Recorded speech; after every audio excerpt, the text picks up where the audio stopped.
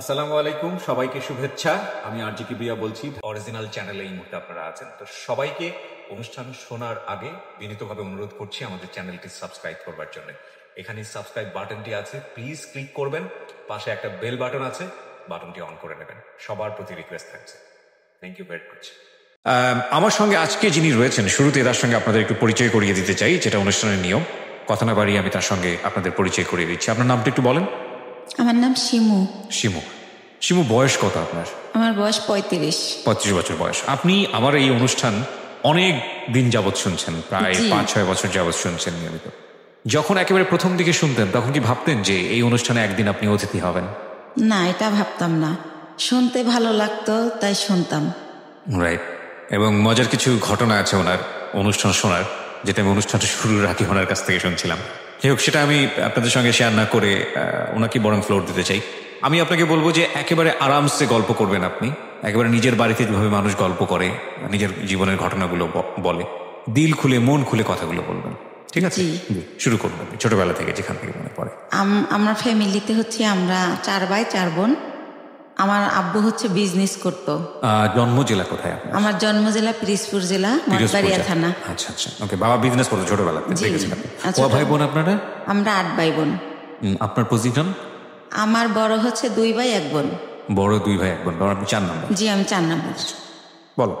তো ছোটবেলা যেটা দেখতাম যে আব্বু বিজনেসের কারণে খুব একটা বাড়িতে থাকতো না, দেশের বাইরে বাইরে, মানে বাংলাদেশের মধ্যেই জেলায় জেলায় বলতে গেলে। বিশেষ করে একটুখানি ওনার বিজনেসটা বলি। ওই যে কাঠের বিজনেস ছিল, বড় বড় গাছ কেটে মানুষ দিয়ে কাটে আর কি, ওইগুলা টলার ভরে 4-5টা টলার 300 মণি 400 মণি ওইটা ঢাকায় নিয়ে আসা হতো। আচ্ছা।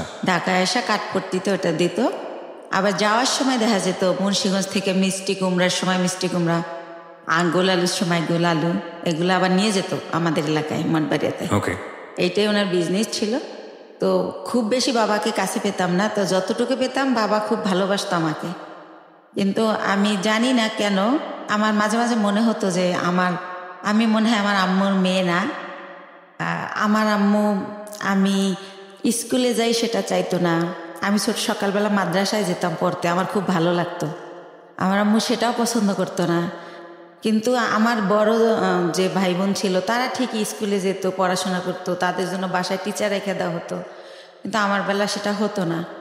তো তারপরে আমি কিছু অফ করিনি, আমি সে মাদ্রাসায় যেতাম, আরবি পড়তাম, নামাজ পড়তাম। আমি 7 বছর বয়সের কথা বলতেছি, তখনই আমি নামাজ পড়ি। তারপরে পড়াশোনা করি। আমাদের বাড়িটা একটু বলি, আমার বাড়িটাকে সবাই বলে বড় বাড়ি, মানে খুব বংশীয় একটা পরিবার আমাদের। আমার এক দাদা ছিলেন কারিয়ানা পাস, সেজন্য সবাই বলতো কারি সাহেব ওনাকে, উনি চাচাতো দাদা। আর সে কারণেই আমাদের বাড়িতে একটা মসজিদ আছে। এই যে চ্যানেল আইতে রোজার সময় যে মসজিদের কারুকার্য দেখায়, সেখানে আমাদের মসজিদটা সারা বাংলাদেশের মধ্যে নাকি বিশ্বের মধ্যে, আমার এটা মনে নেই, পেপার আসছিল 10 নম্বর স্থান। এটা কি আপনাদের পারিবারিক মসজিদ? পারিবারিক মসজিদ, ছোট্ট একটা মসজিদ, বাট তার কারুকার্য আনকমন, অনেক আগের। সে কারণে এটা এভাবে হাইলাইট দেখানো হয়েছে। জি। তারপরে প্রাইমারি স্কুল আমাদের বাড়ির উপরেই। তো ওই স্কুলে আবার টিচার আমার ফুফুরাই, এরকম গভর্নমেন্ট স্কুল এটা। তো স্কুলে দেখা যেত আমি খুবই একটু মানে ছেলেদের মতো আমার চলাফেরাটা ছিল। যেমন অনেক টিফিনের সময় সবাই খাবার খেত, আমি কোন গাছে আমলকি হয়েছে, কোন গাছে এটা সেটা ফল পেরে আনতাম। তো এই জন্য স্যারদের খুব বকাও খাইতাম সবসময়। তো যাই হোক, এভাবে কাটে। তো ওই যে বললাম বাবাকে খুব কম পাই। তো একটা কথা মনে পড়ে বাবার, যে সে যখন যাইতো বাড়িতে ঢাকার থেকে, তো ওই কাপড়ের খুঁতি বলতো তখন, টাকা নেওয়ার জন্য আর কি, ওইটা ভরে টাকা নিয়ে যেত। আচ্ছা। তো ওই টাকা আমাদের খাটের উপর ঢালতো, সবাই মিলে গুছাইতো আর কি। আচ্ছা। সাইজ করতো যে এটা এত নোট, এগুলো দেখতাম। তখন মনে হতো যে আমরা তো অনেক বড় লোক, আমার বাবার এত টাকা, কত টাকা হবে এটা তো বুঝতাম না, ছোট মানুষ আমি। আচ্ছা। তো এরকম। আর আমার বাবা বংশের বড় ছেলে, সেই সুবাদে তারা সবাই বড় মেয়া বলে ডাকে। আচ্ছা।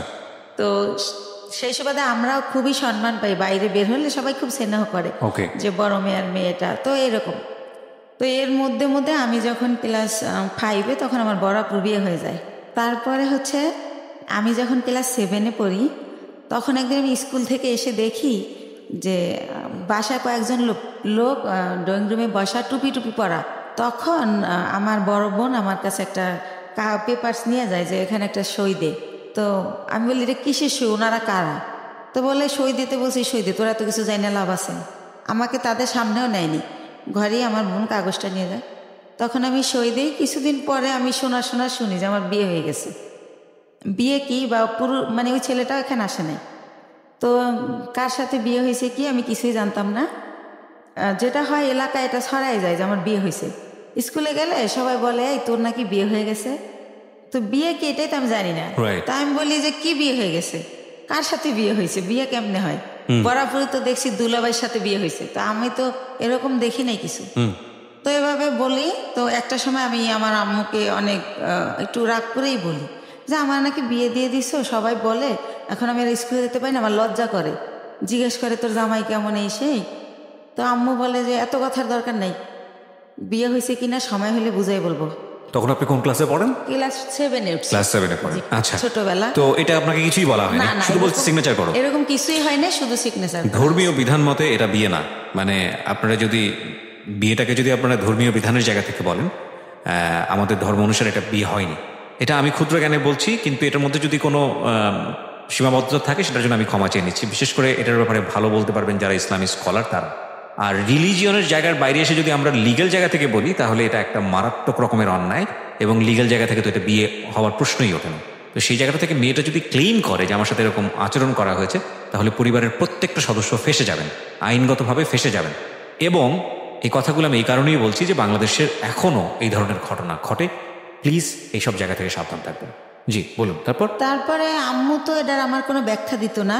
তো যখন আমার আব্বুকে আমি জিজ্ঞেস করি যে আব্বু বউ সাজে, শাড়ি পরে, 2জন বর বউ থাকে, তারপরে বিয়ে হয়, তো আমার বলে বিয়ে হয়েছে, তো কই এগুলা তো কিছু করেন নাই। তখন আব্বু বলে যে নাবালক যদি হয় মেয়ে, সেই ক্ষেত্রে গার্জিয়ানরাই সব, তুমি তো নাবালক, সেজন্য তোমার এগুলো হয়নি, বড় হও তখন এরকমভাবে আবার অনুষ্ঠান করবো আমরা। তো এতটুকুই জানা হয়। তো এর মধ্যে কি হয় যে আমি যখন ক্লাস 8-এ, তখন ওই লোকের আর কি ভাই হচ্ছে চেল্লায় আসে ঢাকাতে। তো আসলে আমাকে নিয়ে যাবে ওদের দেশে। তখন যখন কোন লোকের ভাই এটা? ওই আমার হাজবেন্ডের ভাই। হাজবেন্ডের নাম কি ছিল? হাজবেন্ডের নাম ছিল জাহিদ। আচ্ছা, তো জাহিদের ভাই মানে আপনার ভাসুর? জি, আমার ভাসুর। আচ্ছা। তো উনি আর কি আসে ঢাকাতে, তো আমাকে নিয়ে যাব ওনার সাথে। তো আমার আবার একটা অভ্যাস ছিল, এটা ভুলে গেছি বলতে, যে ছোটবেলা খুব বেড়ানোর শখ, কেউ গেলে তার পিছে পিছে চলে যেতাম। আব্বু কোথাও যেতে নিলে আব্বুর পিছে, হয়তো খালি গায়ে আমি, কিন্তু দৌড় দিতাম যে আমার নিয়ে যাও। তো শুনলাম একটা দেশে যাব, নতুন একটা দেশ, ওদের বাড়ি পাবনা জেলাতে। তো আমি খুব খুশি, তো ওনার সাথে গেলাম। তো যাওয়ার পরে গ্রামে যেটা হয়, সবাই শুনছে যে আমি জাহিদের ওয়াইফ। তখন সবাই বলে যে মেয়ে, এত সুন্দর একটা মেয়ে, ওই সময় তো ছোট ছিলাম, সুন্দর ছিলাম, তো এত সুন্দর একটা মেয়ে এই পাগলটার সাথে কিভাবে দিল এর বাবা মা। আবার মেয়েটার একাই পাঠাই দিয়েছে, কেউ আসে নাই।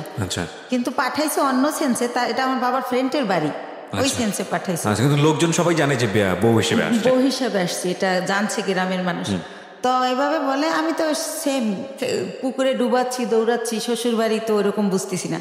তো ওনারে মা ডাকতে হবে, তো সেইভাবে আগে আন্টি ডাকতাম, এখন মা ডাকি শাশুড়িকে। ওটা বলে দিয়েছে যে ওনাকে মা ডাকবা? হ্যাঁ, বলে দিয়েছে। আমার আম্মু বলে দিয়েছে ঢাকা থেকে, তুমি আগে যখন আসতো তোমার আঙ্কেলের ওয়াইফ আন্টি বলতা, আঙ্কেল বলতা, এখন বাবা আর মা বলবা। তো আপনি জিজ্ঞেস করেননি বাবা মা কেন বলবো? ওই যে বিয়ে হয়েছে তার ছেলের সাথে না, কিন্তু সেটা তো আপনি তখনও জানেন? জানি বলতে সে তো মুখে বলতো যে বিয়ে হয়েছে। ও আচ্ছা আচ্ছা, আপনিও প্রশ্ন করেননি যে ঠিক আছে বিয়ে মানে বিয়ে? ওকে, তো আমি আসলে জানতো না, বুঝতেন না। জি, তো তারপরে হচ্ছে আমি আমার শাশুড়িকে জিজ্ঞেস করি যে মা, সবাই যে বলে যে পাগলের কাছে বিয়ে দিছে, পাগলকে? তো বলে আরে ও হচ্ছে জাহিদের কথা বলে। তো আমি বলছি ওনারা সবাই পাগল বলে কেন? তো বলে ও হচ্ছে ঠিক মতো গোসল করে না, পুকুরে ডুবায়, মাঝে মাঝে খেলতে অন্য অন্য জেলায় চলে যায়, ফুটবল খেলে, তো সেজন্য সবাই পাগল বলে, মানে খুব ভালোভাবে থাকে না, অপরিষ্কার একটু থাকে। তো এইভাবে আমাকে যেটা বুঝালো, তো এইভাবে বুঝলাম, কয়েকদিন বেড়ালাম, তারপর আবার আব্বু যাই নিয়ে আসলাম। তখনও জাহিদের সঙ্গে আপনার দেখা? না, দেখা হয়নি, ওনাকে আমি দেখিনি। তো আমি জানি না উনি কই, বা আমার ওই তো কিউরিসিটিও নাই। এক্স্যাক্টলি। তো আমি আবার ঢাকা চলে আসলাম। আসার পরে আমার ওই যে মাথার মধ্যে ঢুকছে গ্রামে যে একটা পাগলের কাছে আমার বিয়ে দিছে, ওইটা আমার মাথার থেকে আর সরতেছে না। আমি পড়াশোনা করতে পারতেছি না, স্কুলে যাইতে পারতেছি না, হয়তো ক্লাসে আসি ম্যাডাম কি বলতেছে আমি শুনি না, এরকম হয়ে যাচ্ছি, মানে কীরকম জানি। তো তখন এরকম হওয়াতে আমার আম্মু আব্বুকে বলল যে হয়েছে, ওদেরকে একটা বাসা টাসা ভাড়া নিয়ে আলাদা করে দাও, তোমার মেয়ে শুধু প্রশ্ন করে, পড়ালেখা করতে চায় না। আমার নাকি আমার আম্মুর নাকি ক্লাস 5-এ বিয়ে হয়েছিল, আমার আব্বু বড় টড়ো করে তারে সংসার করছে। তো আমার আম্মু বলতেছে আমারও তো ক্লাস 5-এ বিয়ে হয়েছে, কই আমি তো তোর মতো করিনি, আর তুই তো আমার চেয়ে বড়, তুই তো 7-এ পড়িস। তো এরকম আমার ব্যাপারগুলো কেমন জানি লাগে, আমি কি করব বুঝতে পারি না, কার সাথে শেয়ার করব তাও বুঝতে পারি না। তো একটা সময় কি করে আমার আম্মু যে হাজব্যান্ড বুঝানোর জন্য নাকি আমি জানি না, আমারে একটা বাসা ভাড়া করে দেয়। আমি ক্লাস 8-এ বাসা ভাড়া করে ফার্নিচার দিয়েটে ওনার সাথে আমারে দেয়, উনি আনে। এই প্রথম ওনাকে আমি দেখি, একটা অনুষ্ঠানও করে ঘরোয়াভাবে নিজেদের আত্মীয় স্বজন করে, ওই বাসাটা আমারে দেয়। মৌলবী পড়ে যে মৌলবী এনে যে কবুল বলতে হয় সেটা করিয়েছে আপনাকে? না। Very interesting. ওকে। তো তারপরে যেটা হলো, ওই দিন যেদিন অনুষ্ঠান করলো সেদিনও মিলাদের মতো করে করলো, হুজুর টুজুর ছিল ওনারা। তো যাই হোক, আর উনি পাগলটা ছিল কি পরে যেটা জানি গল্পে চলে আসবে, উনি সবসময় এরকম না, 24 আওয়ার্স এরকম তা না। তো উনি সকালে, আমি তো আম্মু বলছে সকালে রান্না করতে, তো রান্না করতে পারি না, তাও ডাল চাল মিলে একটু খিচুড়ির মতো করলাম। তো উনি খেয়ে অফিসে চলে গেল ওই গার্মেন্টসে। তারপরে এভাবেই করে, সে বাসে আসে, খাওয়া দাওয়া করে, আমার সাথে তেমন কোনো কথা বলে না। এরকম পরের রাতে আবার দেখলাম কি, আমার একটা ছবির অ্যালবাম ছিল ফ্রেন্ডদের সাথে, কাজিনদের সাথে, ওইটা উনি টেনে টেনে ছেড়ে, তো ওই কাগজ ছেড়লে একটা আওয়াজ হয়, তো আমি ঘুমাই পড়ি, কিন্তু ওই আওয়াজে জেগে যাই। তখন আমি বলি যে আপনি এগুলো ছেড়েন কেন, কি হয়েছে আপনার? এটা বলতেই সে আমাকে একটা চর মারে যে তুমি ছেলেদের সাথে ছবি তুলছো কেন, ছেলে মানে আমার কাজিনরা। আচ্ছা আচ্ছা। তখন আমি বলি তো কি হয়েছে, ও তো আমার খালাতো ভাই, আর আমরা তো একই বয়সের, একসাথে পড়াশোনা করছি, আমাদের বাসা থেকে পড়াশোনা করছি, তাই আপনি এমন করেন কেন, আপনি কি পাগল? আমি রাগ করে বলে ফেলি। তখন আমি ঠিক করি যে এর সাথে তো থাকা যাবে না, এভাবে কিভাবে থাকবো। তো ওই দিন রাত এভাবে কাটে, আমি সকালবেলা বাড়ি চলে যাই, গিয়ে আমার আম্মুকে বললে আমার আম্মু বলে তুমি বেশি চালাক, তোমাকে কে দেশে এই বুদ্ধি, কিসের পাগল, পাগল হলেও চাকরি করে কেমনি। হ্যাঁ, তো আমার সাথে সেই টর্চার শুরু হয়ে যায়, এরকম করে কি করব। তো আমি বলি যাই হোক, আমি আর ওই বাড়িতে যাবো না, তো এইভাবে থাকি। তারপরে আমি ঠিক করি যে আমার কিছু একটা করতে হবে, আমি এই বাসায় থাকবো না, ওই বাসায় থাকবো না। তো আমাদের একটা পারিবারিক ডক্টর থাকে, পিজির অধ্যাপক, উনি ওনার একটা ক্লিনিক দেয় মিরপুরে। তো আমি ওনার সাথে একদিন দেখা করে বলি আঙ্কেল আপনার এখানে আমার একটা কাজ দিবেন। তো বলে কি কাজ করবো তুমি, ছোটো মানুষ। তাই আমি বলি ওই যে প্রেশার মাপে কত কিছু করে, ইঞ্জেকশন দেয়, এটা মানে শিখাবেন, আমি ওগুলো পারবো। তা আমি এইতে তো অনেকটা তো আর ছোটো না। তো স্যার বলে, ওই আঙ্কেল বলে ঠিক আছে, এখানে চাকরি করলে আমাকে স্যার বলতে হবে, স্যার বলতে পারবো? হাসে আর বলে। বলছি হ্যাঁ পারবো। তো ওইখানে কিছুদিন আমি শেখার পর আমি ওগুলো শিখে যাই, শেখার পরে আমার কিছু স্যালারি দেওয়া হয়, আর বেশি হচ্ছে আমার ভালো লাগে যে আমি ওইখানে টাইমটা পাস করতে পারি। আচ্ছা। তো এইভাবে চিন্তা, আপনি নিজের বাড়ি থেকে করছেন? হ্যাঁ, শ্বশুর বাড়িতে যাচ্ছেন থেকে না, ওই বাসায় আমি যাই না। তো বাবার বাড়ি থেকেই করছি, বাবার বাড়ির কাছেই, যেহেতু সেকেন্ড কলোনি থেকে মাজার খুব দূরে না। তো এভাবে করি। তো আমার বাবা জানতে চায় কেন করি, আমি বলি যে ডাক্তারি পোশাক, নার্সের পোশাক আমার ভালো লাগে, তো তাই করি, আমার খুব ভালো লাগতেছে। তো পড়াশোনার কি হবে, আমি না পড়াশোনা চলবে, সমস্যা নেই। তো এভাবে যাইতে থাকে। তো ওই লোকটা একেবারে অসুস্থ হয়ে পড়ে একটা সময়, মানে জাহিদ। আচ্ছা, আপনার হাজবেন্ড? হ্যাঁ, অসুস্থ হয়ে পড়লে ওনাকে অনেক জায়গায় ডাক্তার দেখানোর পর লাস্টে ওই ক্লিনিকেই ভর্তি করে। আঙ্কেলের ভর্তি করলে জিজ্ঞাসা করে আঙ্কেল যেটা কে, তখন বলে যে আমার হাজবেন্ড, মানে যার অধীনে আপনি চাকরি করছেন। জি জি। ওকে। তো আঙ্কেলের ক্লিনিক, আঙ্কেল ওটার মালিক আর কি। তো বলে যে ওর হাজবেন্ড। তো আঙ্কেল অবাক হয়ে যায় যে ওর আবার বিয়ে হলো কবে, আমি জানলাম না, আর এতটুকু মেয়ে বিয়ে দিয়ে দিয়েছেন, কি করছেন, এই সেই আম্মুকে অনেক প্রশ্ন করে। তো তারপরে বলতেছে উনি আবার আমার চেয়ে তো অনেক সিনিয়র, 12-14 বছরের বড় জাহিদ। জি। তো এই জায়গাটায় হচ্ছে আঙ্কেল আমার বাবা মাকে অনেক রাগই করে, যেহেতু পারিবারিক ডক্টর, সেভাবে একটা তাদের ভালো রিলেশন। তখন আমাকে সেই বলে যে তুমি হচ্ছে পরীক্ষা দিবা, স্কুল করতে হবে না, তুমি কাজ শেখো, তোমার ভবিষ্যৎ তুমি করো, এর কন্ডিশন ভালো না, এই কোন সময় কি হয়ে যায় বলা যায় না, স্যার আমাকে বলে। আচ্ছা। তখন আমি স্যার ডাকা শুরু করি যখন আমি ওখানে জব শুরু করি। তো তারপরে যেটা হয় যে আমার আব্বু ওনাকে ভারতে নিয়ে যায় ট্রিটমেন্টের জন্য, যেহেতু আমাকে বিয়ে দিয়ে ফেলছে। আর আমাদের ফ্যামিলিতে 2 বিয়েটা অ্যালাউ করা হয় না, বা ডিভোর্স এটা অ্যালাউ করতে পারে না। ওই যে বললাম আমার দাদা কারিয়ানা পাস। জি। তো ওইখানে গেলে ওনার ধরা পড়ে যে ওনার বুকের একটা হাড় ভাঙা, ওনার এই মাথার কিছু রক, ছোট ছোট রক ড্যামেজ। তো এইভাবে অনেক কিছুই ধরা পড়ে যায় বাবার কাছে। তো বাবা আয়সা যখন আমার শ্বশুরের মধ্যে মারা যায়, তো শাশুড়িকে প্রশ্ন করে যে আপনার ছেলে এত দিক দিয়ে ড্যামেজ, তারপর আমার মেয়েটাকে কেন নিলেন? আমার এত সুন্দর মেয়েটা হরিণের মতো দৌড়াতো, সেই মেয়েটাকে এরকম করেন, এখন কি করব আমি? আর ওখানে ডক্টর বলেই দিয়েছে যে এ সম্পূর্ণ সুস্থ হবে না, কিছুদিন ভালো থাকবে, আবার এটা হবেই, এটা সম্পূর্ণ সুস্থ হওয়ার মতো না। আচ্ছা। তো এভাবে নিয়ে আসে। তো এগুলো যখন আম্মুকে আমার আব্বু বলে, তখন আমি শুনতে পারি আড়াল থেকে। তখন আমি ঠিক করি যে না, আমার নিজের পায়ে নিজে দাঁড়াতে হবে। এর মধ্যে ওইখান থেকে আসার পর উনি অনেকটা ভালো হয়। ভালো হলে আবার আমার এক ভাইয়া, পরিচিত ভাইয়া, ওনার বাড়ি উজিরপুর, উনি একটা গার্মেন্টসে জব করে। তো ওইখানে ওই জাহিদা আমি দুইজনই চাকরি নিই।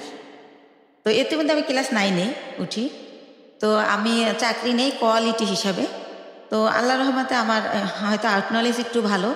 আমি অনেক 3 মাসের মধ্যে আমি যখন ঢুকি আমার 8,000 টাকা স্যালারি ধরে। 3 মাস পরে আমার স্যালারি 15,000 হয়ে যায়। আমার একটা লাইনের দায়িত্ব দিয়ে দেয়, লাইন শিপ বলে ওটাকে। তো এভাবে ও জব করে, আমিও জব করতে থাকি। তো ভালো এরকম। তো ওই মালিক ওইখানে আবার 3 বাইয়ের গার্মেন্টস। তো 3 ছাড়ই হচ্ছে আমারে এত ভালো জানে যে এক স্যার যখন আসবে না, অন্য স্যার কি করে আমি জানি বলি, এভাবে আমাকে করে আর কি, যে তুমি আমাদেরকে বলবা। তো এভাবে স্যাররা আমার এক্সট্রা কিছু টাকা দেয়, এমনিতেই, আমি চাই না, দেয়। আর আমি খুব কর্মঠ, খুব মন দিয়ে কাজ করি, এটা তাদের চোখে পড়ে। বা ডে বাই ডে আমি এত ইমপ্রুভ করি যে যারা 3 বছর চাকরি করে এত উন্নতি করে নাই। তো এভাবে স্যাররা খুবই ভালোবাসে আমাকে। তো এর মধ্যেই হচ্ছে আমার বেতন মোটামুটি 20,000-এর উপরে হয়ে যায়, এক্সট্রা টাকা টাকা নিয়ে, ওভারটাইম নিয়ে। এর মধ্যে ওই লোকটা আবার অসুস্থ হয়ে যায়, এমন অসুস্থ যে একদম হলুদ হয়ে যায়, একদম খারাপ অবস্থা হয়ে যায়। তো তখন আমার বাড়িতে নিয়ে যায়, ওই মিরপুরে নিয়ে আমার মা বোনেরা লতা পাতা জন্ডিস হিসাবে রস করে খাওয়ানো, ডাক্তার দেখানো, এগুলো করতে থাকে। এর মধ্যে ওই লোকের 3 মাস পর্যন্ত আমার কারণে মালিকে বেতন দেয় এমনি। আচ্ছা। যেহেতু আমারে ভালো জানে তারা মেয়ের মতো, সে কারণে বেতন দেয়। ওই লোককে মানে আপনার হাজবেন্ড? আমার হাজবেন্ড। একই গার্মেন্টসে কাজ করতেন? জি, একই গার্মেন্টসে কাজ করি। ওকে। এই যে আরো কিছু ওনার কিছু সিমটম ছিল। রাতের বেলা হঠাৎ করে মানে আমি ঘুমের মধ্যে দেখতাম কি সে মানে ভৌতিকভাবে আমার দিকে তাকায় আছে। ঘুমের থেকে উঠে মানে ওনার দাঁতগুলো খুব বড় বড় ছিল, আর ওনার হচ্ছে উনি অনেক চেকন ছিল, অনেক লম্বা ছিল। তো উনি যখন খালি গায়ে এরকম করতো মনে হতো ভূত। তো আমি খুব ভয় পেতাম। তো ভয় পেলে কি হবে, আমি আবার ছোটবেলা থেকে তো কোরআন পড়তাম, নামাজ পড়তাম। তো ওইভাবে আবার দোয়া টোয়া পরে আবার ঘুমাই যেতাম। যেহেতু আমার অফিসটা ছিল সকাল 8টা থেকে রাতের 10টা পর্যন্ত, তো অনেক হার্ডওয়ার্ক করা হতো, রাতে খুব ক্লান্ত থাকতাম। তো আমি আর কেউ বলা বন্ধ করে দিলাম, কারণ ফার্স্ট দিকে যখন এর কথা বলতাম কেউই তো অ্যালাউ করতেছে না, আমাকে কেউ বুঝতেই আসে না। তো যাই হোক, এভাবে হয় আমার হচ্ছে। এভাবে চাকরি করতে করতে 2001 সালে আমি হচ্ছে 2000-এর শেষের দিকে আমি কনসেপ্ট করি, অফিসে মাথা ঘুরে পড়ে যাই।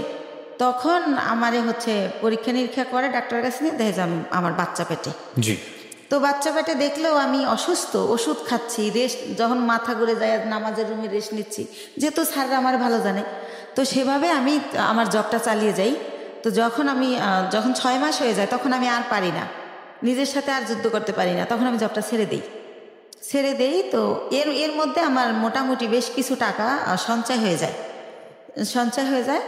তো জবটা ছেড়ে দেওয়ার পর আমার বেবিটা যখন হয় 2001 সালের মানে জানুয়ারি মাসের 31 তারিখ রাত 12:30টায় হয় আমার ছেলেটা। ওকে। সেখানেও বলি, আমাকে যখন একটা প্রাইভেট ক্লিনিকে নেয়, অন্য লোকে নেয়, আমার হাজব্যান্ড নেয় না।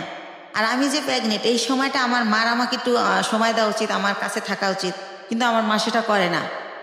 তো সে কারণে আমি ওই ভাড়া বাসায় থাকি, মার কাছে আর থাকি না।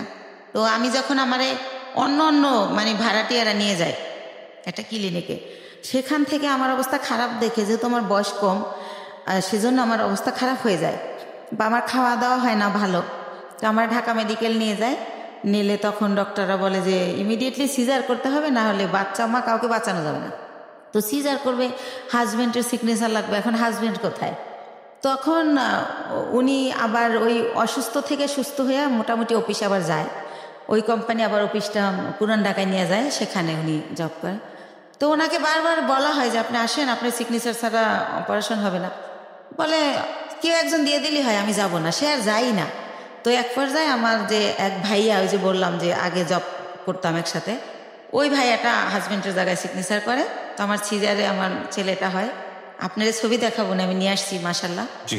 তো আমার ছেলেটা ডক্টর হচ্ছে এভাবে পা ধরে ঝুলায় বেডে গিয়া, যখন আমার বেডে দেওয়া হয়, আমার যখন সেন্স ফেরে, তখন বলে যে আপনার ছেলেটা অনেক মেধাবী হবে, আমি এত বছর এই জবে আছি, এরকম খুবই কিউট, খুবই স্বাস্থ্যসম্মত হয় বেবিটা, তো ওরে ডাক্তারি পড়াবেন, আমার রিকোয়েস্ট রইল।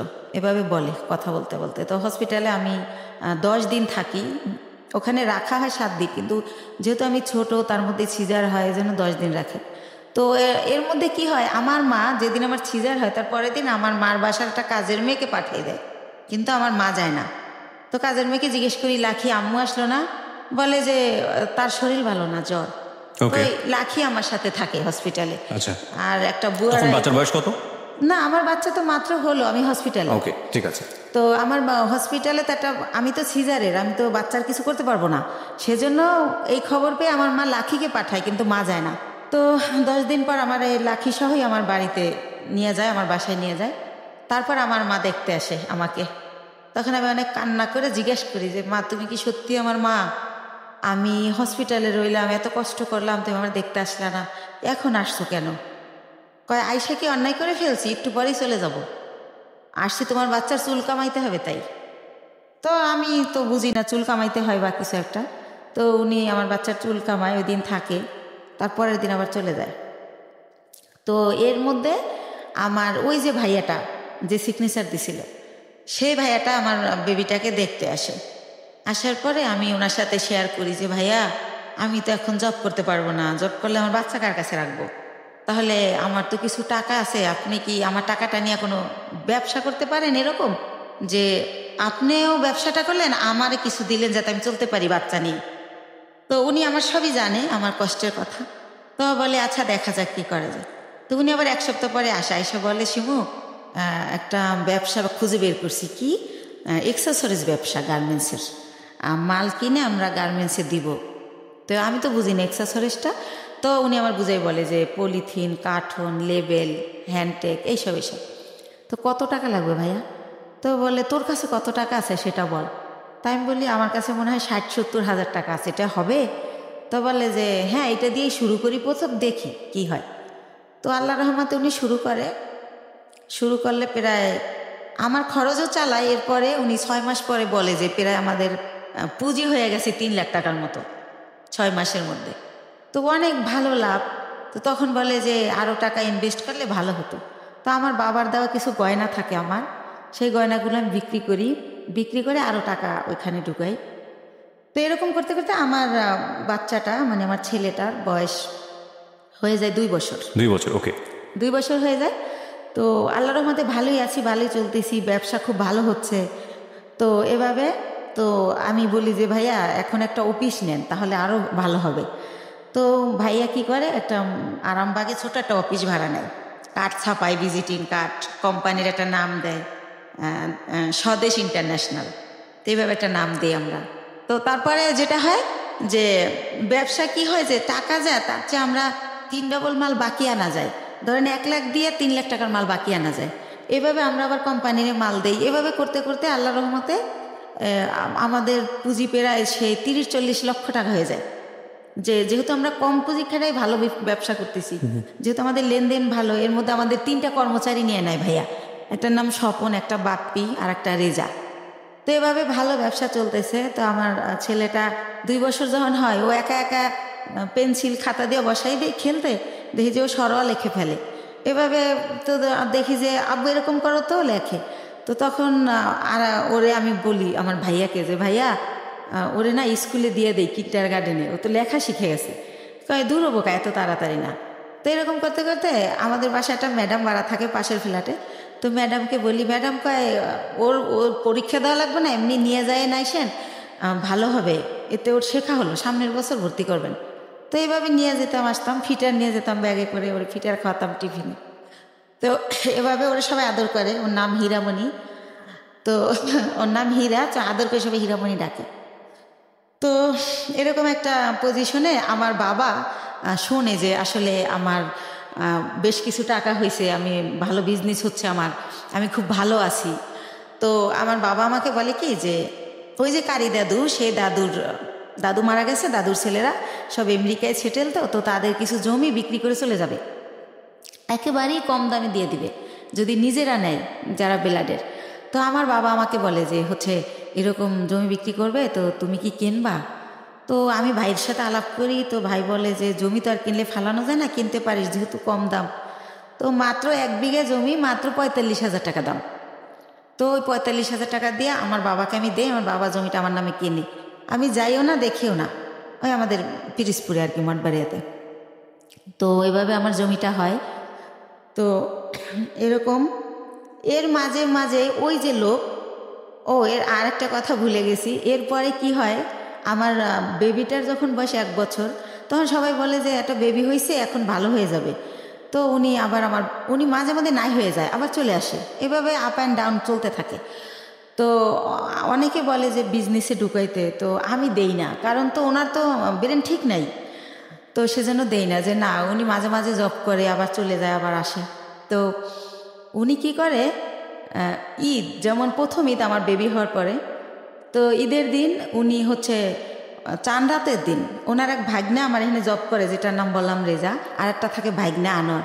তো চাঁদ রাতের দিন ওরা বাসায় আসছে, তো রাত অনেক হয়েছে। আমি বলি, এই তো আনোয়ারে জিজ্ঞেস করি, তোমার মামা বাসায় আসবে না? বলে না। আমি বলছি কেন, কোথায় গেছে? কয় ওনার এক ফ্রেন্ড আসছিল কুমিল্লা থেকে, সম্ভবত উনি কুমিল্লা চলে গেছে। তো এর আগেও একবার ফার্স্ট ঈদে এরকম করে, উনি চাঁদ রাতের দিন নাই হয়ে গেছে, তো উনি আবার কোরবানির আগে ব্যাক করে। এতদিন উনি কই ছিল জিজ্ঞেস করলে অ্যান্সার করে না। তো সেম কাহিনী আমার ছেলে হয়েছে, আমার ছেলের বয়স 1 বছর, আমার ছেলের ফার্স্ট ঈদ, উনি এরকম চাঁদ রাতে আসে নাই। তো আমি বললাম যে আগে আসে নাই সেটা একটা ব্যাপার ছিল, এখন তো একটা ছেলে আছে, তা উনি গেল কোথায়? তো এভাবে জানতে জানতে জানি যে উনি কুমিল্লা চলে গেছে। কিন্তু ওনার একটা ব্যাপার ছিল যে উনি কোথায় যেত এটা বলে যেত না কখনো, ওনার মনে হয়েছে উনি চলে গেছে, আবার কেন জানি মনে হয়তো উনি ব্যাক করতো, উনি এই টাইপের ছিল। তো এভাবে কিন্তু আমার বাবা ওই সম্পত্তিতে আমার নামের জায়গায় স্বামীর নাম ইউজ করতে হয়, কাগজের তো একটা আছে, ফর্মালিটি আছে সেই ক্ষেত্রে। তো এভাবে করতে করতে 2007 সাল খুবই ভালো চলতেছি। 2007 সাল হয়ে গেল, আমাদের বিজনেস আরও অনেক বড় হলো, সরকারিভাবে এলসি করা হলো। তো এভাবে করতেছি। এর মধ্যে হচ্ছে ওই যে ভাইয়া যে প্রধান ছিল বিজনেসের, সব কিছু দেখাশোনা করতো, ওনার নাম হচ্ছে দুলাল, ওনার বাড়ি উজিরপুর থানায়, সানুহার গ্রাম। তো ওনারে আমি আমার আপন ভাই, ব্লাডের চেয়েও বেশি, মানে ওনারে আমি অনেক রেসপেক্ট করতাম। উনি বাসায় আসলে আমার মনে হতো আমার ফ্লোরটা বইতে কাঁপে, কারণ মাথায় কাপড় না থাকলে বলতো মাথায় কাপড় নাই কেন, একটু হেসে কথা বললে, একটু জোরে হাসলে বলতো মেয়ে মানুষ এত জোরে হাসে কেন, বা এসে জিজ্ঞেস করতো 5 ওয়াক্ত নামাজ পড়ছিলি তো। খুব শাসন করতো, ইসলামিক মাইন্ডেড ছিল, চারিত্রিক বৈশিষ্ট্য খুব ভালো ছিল। তো ওনারা অনেক রেসপেক্ট করতাম। তো উনি ছিল আমার সব কিছু। কোথায় কি, আমি তো আর অত বুঝি না, মেয়ে মানুষ, বিজনেসটা উনি করতো, কিন্তু টাকা পয়সা যখন শর্ট পড়তো আমি ফ্রেন্ড সার্কেল দেখে দাঁড় করতাম, এরকম করে দিতাম, আবার ব্যাংক লোন করতাম, এরকম ভাবে চলতো। কখনো গহনা বিক্রি করতাম, এরকম চলতো। তো ভালোই। এর মধ্যে হচ্ছে 2007-এর দিকে উনি ফেরত আসলো ইভেন্ট, তখন আমি ওনাকে কোনোভাবেই রাখবো না। তো আমার বাবা মা সবাই বলল যে হচ্ছে শেষবারের মতো দেখো, এরপরে যদি চলে যায় তাহলে আর আমরাই ওনাকে কোনোভাবে আর অ্যালাউ করবো না। তো সেবার উনি 3 মাস ছিলেন। 3 মাস কোথায় যেত আপনি জানতেন না? না না, একদমই জানতেন না। ওনার বাবা মাও জানতো না, উনি যখন বিয়ের আগে ভাবে নাই হইতো, আচ্ছা, জানতো না উনি কোথায় যায়। তো যখন হচ্ছে 3 মাস ছিল, এবার 3 মাস থাকার পরে উনি আবার নাই হয়ে চলে যায়। তো তারপরে হচ্ছে কি, উনি যখন চলে যায় এই 3 মাস থেকে, এই লাস্ট ওনার পাটার আসবে না, এরপর আমি অন্য ইয়েতে যাব। তো উনি যখন চলে যায় তখন আমার আবার বেবি পেটে চলে আসে, সেকেন্ড বেবি। কিন্তু একটা কথা ভাইয়া বলে রাখি, মানে হাজব্যান্ড ওয়াইফ এক জায়গায় যাওয়া, হাজব্যান্ড ওয়াইফ কথা বলা, একসাথে খাওয়া, ওনার সাথে আমার এটা কোনোদিনও ছিল না। কিন্তু কি হতো, উনি আসলে ঘুমাতো আলাদা রুমে, কিন্তু হয়তো বা সকাল আজানের পরে বা আজানের আগে কোনো একটা টাইমে আমি ফিল করতাম যে উনি আমার বেডে আসছে। মানে হঠাৎ করে আচমকা শারীরিক সম্পর্ক? হ্যাঁ, হঠাৎ করে আসতো, উনি আমার সাথে ঘুমাতো না, আসতো, আমি টের পাইতাম। অনেক সময় আমি এমনও হয়েছে যে ওনাকে আমি মেরেছি। হঠাৎ করে তুমি কেন আসলে? আমি ঘুমাইছি, বাচ্চাকে ঘুম পাড়িয়ে বা আমার শরীর খারাপ, হঠাৎ করে ঘুমের মধ্যে তো আমার খারাপ লাগতো, আমি ধাক্কা টাক্কা দিতাম এভাবে। তো এভাবে উনি ওনার সাথে আমার রিলেশনটা শারীরিক যেটা বলেন এতটুকুই ছিল, এর বাইরে কিছু ছিল না। ভালো মন্দ কোনো কথা বলা ছিল না, কোনো দিনও ছিল না এটা। জি, সেকেন্ড বেবি আসলো। হ্যাঁ, সেকেন্ড বেবি আসলো। তো এখন আমি তো সেকেন্ড বেবি নেব না, কারণ আমি ফার্স্ট বেবির কারণেই আমি আমার জবটা ছেড়ে দিয়েছি, বিজনেসটাও মানুষ করতেছে। সেই ফার্স্ট বেবিরে আমি স্কুলে নিয়ে যাচ্ছি, আনতেছি, ওরে গান আবৃত্তি অভিনয় শেখাচ্ছি, বিভিন্ন সাবজেক্টে দিচ্ছি যে ও ভালো কিছু করবে। ও ছোটোবেলা দিয়ে একা একা আসিফের গান করে 3 বছর বয়সে, তখন আর আমি 4 বছর বয়সে গানের স্কুলে দিয়ে দিই, গ্যান্ডারিয়া কিশালয় কচিকাচার মেলা, খুব ভালো একটা স্কুল, ওটা সাংস্কৃতিক। তো যাই হোক, ওরে নিয়ে আমি খুব বিজি, আমি তো বেবি নেব না। তো এখন বেবি মানে নষ্ট করার জন্য অনেক জায়গায় যাই, কেউ নষ্ট করতে পারে না, নষ্ট করে না। যে আপনার সিজারের বেবি এমআর করলে আপনার ইনফেকশন হতে পারে, বিভিন্ন রকম ভয় দেখায়। তো তারপর আমি হোমিও কিছু ওষুধ খাই, কেউ বলে কাঁচা আনারস খেলে নষ্ট হবে। তো যাই হোক, কোনোভাবে আমার বেবিটা নষ্ট হয় না, থেকেই যায়। থেকে যাওয়ার পরে ঠিক আছে, সেকেন্ড বেবি পেটে। তো এভাবে সেকেন্ড বেবিটা হয় 8 দিনে। ওই টাইমটাতে আমি অনেক অসুস্থ থাকি, এতটা অসুস্থ, 8 দিনে আমার 2 মাস থাকতে হয় হসপিটালে। তো ওই টাইমটাতে 2 মাস আমি যখন থাকি, ওই যে আমার ভাইয়া, সে আমার ব্যবসার টাকা দিয়ে তার ভাইকে বিয়ে করায়, তার বোনকে বিয়ে দেয়। এরকম করতে করতে আমি, আমার কর্মচারী যারা, তারা আমাকে জানায় যে ম্যাডাম, আপনি কিন্তু ঘরের ইন্দুরে বান কাটতেছে, আপনি কিন্তু শেষ হয়ে যাচ্ছে সব, টেরও পান না আপনি। তা আমি বুঝি না, ইনডাইরেক্টলি বলা এত কথা আমি বুঝি না। এই ভাইটা কে ছিল আপনার? ওই যে আমার যে বিজনেস করতো, টাকাগুলো আমি দিতাম, বাট সেই বিজনেসটা আপন ভাই তো না? না না। তাহলে উনি আমাকে বোন ডাকছিল, আর আমার বড় ভাইয়ের নামে ওনার নাম। ওকে, সেই সুবাদে ওনার আমি ভাই বলি। ঠিক আছে। তো এইভাবে তো আমি এগুলো শুনলে ওনার আমি এত বিলিভ করি যে এত বছর সে আমার বিজনেসটা, সে 60,000 টাকা পুঁজি থেকে আল্লাহ রহমতে এখন 40-50 লক্ষ টাকার বিজনেস, সে যদি আমার ভালোই না বাসতো এটা তো হতো না। আর আমার ছেলেটাকে প্রচণ্ড রকম ভালোবাসে, মানে সে ডিউটিতে থাকলেও বারবার ফোন দিয়ে জিজ্ঞেস করে। এর মাঝে যখন ফোন বের হয়, সে আমার ফোন কিনে দেয় আমার ছেলের খবর নেওয়ার জন্য, আমি ফোন ইউজ করি, এরকম অনেক কিছু হয়ে যায়। তো যাই হোক, একটা সময় কি হয় যে 2011 সালের দিকে সে আমার শুধু বলতে থাকে আমার বিজনেসে লস, সিগনেট তোমার টাকা মেরে দিছে, অমুক জায়গায় এত লাখ টাকা, অমুক জায়গায় 7 লাখ 3 লাখ, এগুলো বলে। আমি যে ফ্ল্যাট ভাড়া দিব, সে আমার ভাড়াও ঠিক মতো দিতে পারতেছে না। আচ্ছা, এর কারণ হচ্ছে যে সে টাকাগুলো অন্যদিকে খরচ করতেছে। এর মধ্যে আমি বাপ্পির কাছে জানতে পারি সে গুলশান বনানীতে একটা ফ্ল্যাট কিনে ফেলে। আমার যত টাকা থাকে ওটা দিয়ে উনি ফ্ল্যাট কিনে ফেলার কারণে আমার ব্যবসার পুঁজি শেষ হয়ে যায়, কিন্তু উনি আমার সেটা বলে না। তো এর মধ্যে বাপ্পি যখন বলে, ওনার আমি যখন জিজ্ঞেস করি যে ভাই, ওনার আমি ভাই বলেই ডাকতাম, আর উনি আমার ভাই ভাইকেই কথা বলতো। তো ভাই, একটা সত্যি কথা বলবেন, একজনকে শুনলাম আপনি নাকি আমাদের জন্য একটা ফ্ল্যাট কিনছেন। আমি আমাদের জন্য বলি, আমি উনি কিনছে ওটা বলি না, আমাদের জন্য একটা ফ্ল্যাট কিনছেন। তখন হাসে আর কয়, এই গুলশান একটা ফ্ল্যাটের দাম জানিস? কিসের ফ্ল্যাট কিনছি গুলশানে? তুই ভুল শুনছিস। তো এর মধ্যে আবার সে আমার একটা সান্ত্বনা দিল যে রিভার ভিউতে 6 শতক জমি কিনছি তোর আর আমার নামে। হয়তো ওইটা কেউ শুনছে, বাপ্পিরে বলছিলাম, মনে হয় বাপ্পি তোরে ওইটা উল্টাভাবে বলছে। তো আমি ভাইয়ের কথাই বিশ্বাস করলাম, বাপ্পির কথা আর বিশ্বাস করলাম না। বাপ্পি আমাদের শুরু থেকেই কর্মচারী। তো যাই হোক, এভাবে 12 সালে দেখি যে আমার হচ্ছে মানে এমন অবস্থা হয়ে যাচ্ছে, সে 2-3 মাসের ভাড়া একসাথে দিচ্ছে। তারপরে সে হঠাৎ করে বলল যে আমি একটু দেশে যাব, আমার বাড়িতে একটু কাজ আছে, জমি জমার ব্যাপারে, আমি 2 দিনের পর চলে আসব। সে বাড়ি গিয়ে 22 দিন হয়ে গেছে যখন সে আসে না। আর আমি ফোন দিলি বলে, এই তো ভাই কাইলে আসবো, পরশু আসবো, এরকম করে। এদিকে কর্মচারীরা বলে যে যাদের থেকে আমরা মাল বাকি আনি ওরা টাকার জন্য তাগেদা দিচ্ছে, আবার আমরা যেখানে টাকা পাবো সেখানে ওরা গেলে টাকা দিচ্ছে না, যে টাকা তো দেবো দুলালের কাছে। তো এভাবে আমি একদিন অনেক কান্নাকাটি করি, ভাই আপনি আসেন না কেন, এরকম এরকম অনেক কিছু বলি। এর মাঝে আমাদের ডিএসএস একটা অফিস নেয়, ওই অফিসটা ছেড়ে আরামবাগেরটা। তো আরামবাগেরটা আমি চিনতাম, ডিএসএস অফিসে আমি কোনো দিন আসি নাই, কারণ যেহেতু ছেলেদের কাজ কারবার সবাই পুরুষ মানুষ, ভাই চাইতো না যে আমি আসি, তো আমি আসতাম না। তো আমি অনেক কান্নাকাটি করি যে ভাই আমার কি সব কিছু শেষ হয়ে গেল, আমার স্বামী দিয়ে আমি সুখ পাইলাম না, আমি চিন্তা করছিলাম আমার ছেলেটাকে আমি মানুষ করব, আপনি তো সবই জানেন আমার জীবনের, এখন আপনি কোথায় গিয়ে লুকাই রয়েছেন, আমার কি হবে এখন, আমি কোথায় যে দাঁড়াবো। তো এভাবে অনেক কান্নাকাটি করার পরে বলে কি যে আচ্ছা ঠিক আছে আমি 2 দিন পর আসতেছি। এরকম করতে করতে সে 1 মাস থাকে। 1 মাস থাকার পর আমি জানতে পারি যে সে বিয়ে করছে দেশে, সেজন্য সে আসে না।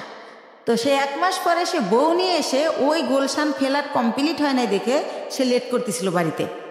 তো যখন সে নিউজ পায় যে ফ্ল্যাট কমপ্লিট, তখন সে বউ নিয়ে ওই ফ্ল্যাটে ওঠে, কিন্তু টাকা কিন্তু তার একটা পয়সাও ছিল না, টোটাল টাকাই কিন্তু আমার ছিল। সে ওঠার পরে আমি ওইটাও বাপ্পির কাছে জানি। আমি যখন জিজ্ঞেস করি ভাই আপনি কোথায় উঠছেন, সে আয়শা বলে যে আমি তো এরকম আমারে বলে যে আমি তো বিয়ে করছি, বউ নিয়ে কি তোর বাসায় উঠবো না চম্পার বাসায় উঠবো, তার বোনের নাম বলে। এই চম্পাকেও সে বিয়ে দেয় আমার অর্থ দিয়েই, এটা আমি পারমিশনই দিছিলাম, কিন্তু সে যত টাকা খরচ করছে অত টাকা খরচ করতে আমি বলছিলাম না। তো যাই হোক, আমি বলি যে না আমাদের বাসা আপনার বউ নিয়ে উঠবেন কেন, এটা কেমন দেখা যাবে, আপনি চম্পার বাসায় ওঠেন। কারণ তার প্রতি তো এর মধ্যে আমি বিরক্তি, সে আমার সাথে যা করতেছে ঠিক করতেছে না। তো পরে আমি জানতে পারি যে সে আসলে নিজের ফ্ল্যাটই ওঠে। তো ওঠার পরে আমি তখন তারা বলতে থাকি যে ভাই আমি আপনি যে 1 মাস ছিলেন না, আমি অনেক টাকা লোন করছি, এটা দিতে হবে, আপনি আমার তাড়াতাড়ি টাকা দেন। আমি টাকার জন্য তার খালি প্রেশার ক্রিয়েট করতে থাকি যে আমার কত টাকা আছে, আমার হিসাবটা দেন। তো আরেকটা কথা বলে রাখি, সে আমার একটাবার বলে কি ডিএসএস অফিস নেওয়ার আগে যে 20 লক্ষ টাকা না দেখাইলে গভর্নমেন্ট আমাদের এলসি করতে দিবে না। তো সেই ক্ষেত্রে আমাদের তো এখন 20 লক্ষ টাকা নাই ব্যাংকে, মনে হয় 10 লাখ টাকার মতো আছে। তো ব্যাংকে সেতে চম্পার একটা অ্যাকাউন্ট আছে, ওর 10 লাখ টাকা আছে, তা আমাদের টাকাটা ওর অ্যাকাউন্টে ওরে দিয়ে জমা দেওয়াই, তাহলে 20 লাখ টাকা দেখাইলে আমাদের এলসি দিবে, তাহলে আমাদের ব্যবসাটা অনেক বড় হবে, আমাদের খুব রিসেন্টলি তোদের আমি ঢাকায় ফ্ল্যাট কিনে দেবো, এইভাবে বলে। তো বলার পরে আমি আমার নামে থাকে ওই যে 10 লাখ টাকা থাকে ওটা আমার নামে থাকে। তো ওইটা আমি উঠাই দিলে ওইটা উনি চম্পার অ্যাকাউন্টে দেয়, উনিও হয়তো শুনবে এটা। তো দেওয়ার পরে দেখেন আমার টাকাটা চম্পার হয়ে গেল। তো সেভাবে এক এক করে আমার সব কিছু এরা দখল করে নিছে। তো এর মধ্যে আমার ছেলেটা তো মাশাল্লাহ বড় হয়। তো এর আগে আরেকটা কথা ফালাই যায়, 2009 সালে আমার ছেলে একটা মুক্তিযুদ্ধের গানের উপর নাচ করে বৈশাখী টিভিতে, ওইটা দেখার পরে ওরে অনেক চ্যানেল থেকে ডাকে। তো তারপরে আমি ওরা অনেক কিছুতে ভর্তি করি। তারপরে হচ্ছে ও 2009-এর শেষের দিকে বাংলাদেশ টেলিভিশনে একের পর এক প্রোগ্রাম করে। তো এই যে আমার টানাপোড়ের কারণে, আমি ছেলেকে নিয়ে দৌড়ানোর কারণে, আর আমার তো বিশ্বাস ছিল যে ভাই আমার সাথে বিশ্বাসঘাতকতা করবে না। তো এইভাবে আমার ছেলের এই যে গান অভিনয় করে, নাটক ঠিক আছে, বড় ছেলেটা না, 2 ছেলে, বড় ছেলেটা, ছোটটা না, ছোটটা ঘরেই থাকে, ওরে কোথাও নেই না, ও হয় ছোট, ওর ওই হিস্ট্রি বলবো না, চোখ ফোটে না, 7 মাসের সময় বের করে ফেলতে হয় আমার অসুস্থতার কারণে। কেন বলবেন, এটা আপনার লাইফের অনেক বড় পার্ট, এবং এই অপ্রাপ্ত বয়স্কে যে বাচ্চাটা হলো, এই বাচ্চাটার জন্য তো ভবিষ্যৎ অন্ধকার হয়ে যাওয়ার মতো অবস্থা, এবং আপনার জন্য সেটা অনেক বড় রিস্কি ছিল, বলেছেন আপনি, এতটুকু বলা ঠিক আছে। আচ্ছা ঠিক আছে। তো যাই হোক, আমি বলছিলাম না যে 2 মাস ছিলাম হসপিটালে, তো এই জন্য ছোট ছেলেটাকে কোথাও নেও না, কিছু শিখাইও না, বড় ছেলেটাই। তো এর মধ্যে হচ্ছে যেটা হয় যে আমি এখন 2 ছেলে নিয়ে কি করব। এর মধ্যে 8 সালের পরে আমার স্বামীর সাথে টোটালি আমার আর মানে কোনো খোঁজ কেউ দিতে চাইলে আমি নেই না, বা আমি এমন জায়গায় বাসা ভাড়া নেই যে সে জানি নাচে নেই, কারণ তার যে সিমটম এগুলো যেন আমার ছেলেরা না দেখে, আমার ছেলেরা জানি ভালোভাবে মানুষ হয়, আমি ওদেরকে মানুষ করব। তো এইভাবে যখন আমাকে নিঃস্ব করে দেওয়া হয়, দুলাল ভাই সব কিছুই সে আমাকে দেবে বললে নিখোঁজ হয়ে যায়, কিছুই দেয় না, আপনার বিজনেস সমস্তটুকু নিয়ে সে নিখোঁজ, একদম নিখোঁজ। সব কিছু যখন নেওয়া শেষ, যতদিন বাকি ছিল ততদিন আমাকে আশা দিত যে এই তো সামনের মাসে তোরে 7 লাখ টাকা দিতেছি, এভাবে আশা দিত, তা 3 লাখ টাকা দিতেছি। পরবর্তীতে আর আমার কিছুই দেয় না, সে নাই হয়ে যায়। তো তখন আমি মেন্টালি এতটা ডিজাস্টার্ড হয়ে যাই, আমি পাগল হয়ে যাই টোটালি। আমি রাস্তায় শুধু হাঁটি, আমি সেই গ্যান্ডারে থেকে বুদ্ধিজীবী শহীদ মিনার যে 34 মাস দুপুরবেলা রৌদ্রে আকাশের দিক তাকায় কান্না করি আর আল্লাহর সাথে কথা বলি, আকাশের সাথে কথা বলি যে আল্লাহ তুমি বিচার করো, আল্লাহ আমার অপরাধটা কি, আমার বাবা মামার দিকে তাকাইলো না, আমি অনেক কষ্ট করে একটা বিজনেস করলাম, একজনের বিশ্বাস করলাম, সে এটা করলো, আমার স্বামী এটা করলো, আমার অপরাধটা কি, মানে এটা আমি কারে জিজ্ঞেস করবো পাই না, তো আমি আকাশের কাছে জিজ্ঞেস করি, আকাশের দিক তাকাই তাকাই কান্না করি আর বলি। তো এই টাইমটাতে আমি ভাইয়া 3টা মাস আমি শুধু ওর স্যালাইন খেয়ে বেঁচে থাকি, মানে যখন দেখি আমি আর পারি না তখন একটা স্যালাইন গোলাই আর খাই, আমার ব্যাগে সবসময় পানি থাকে 1/2 লিটার আর স্যালাইন থাকে 4-5টা।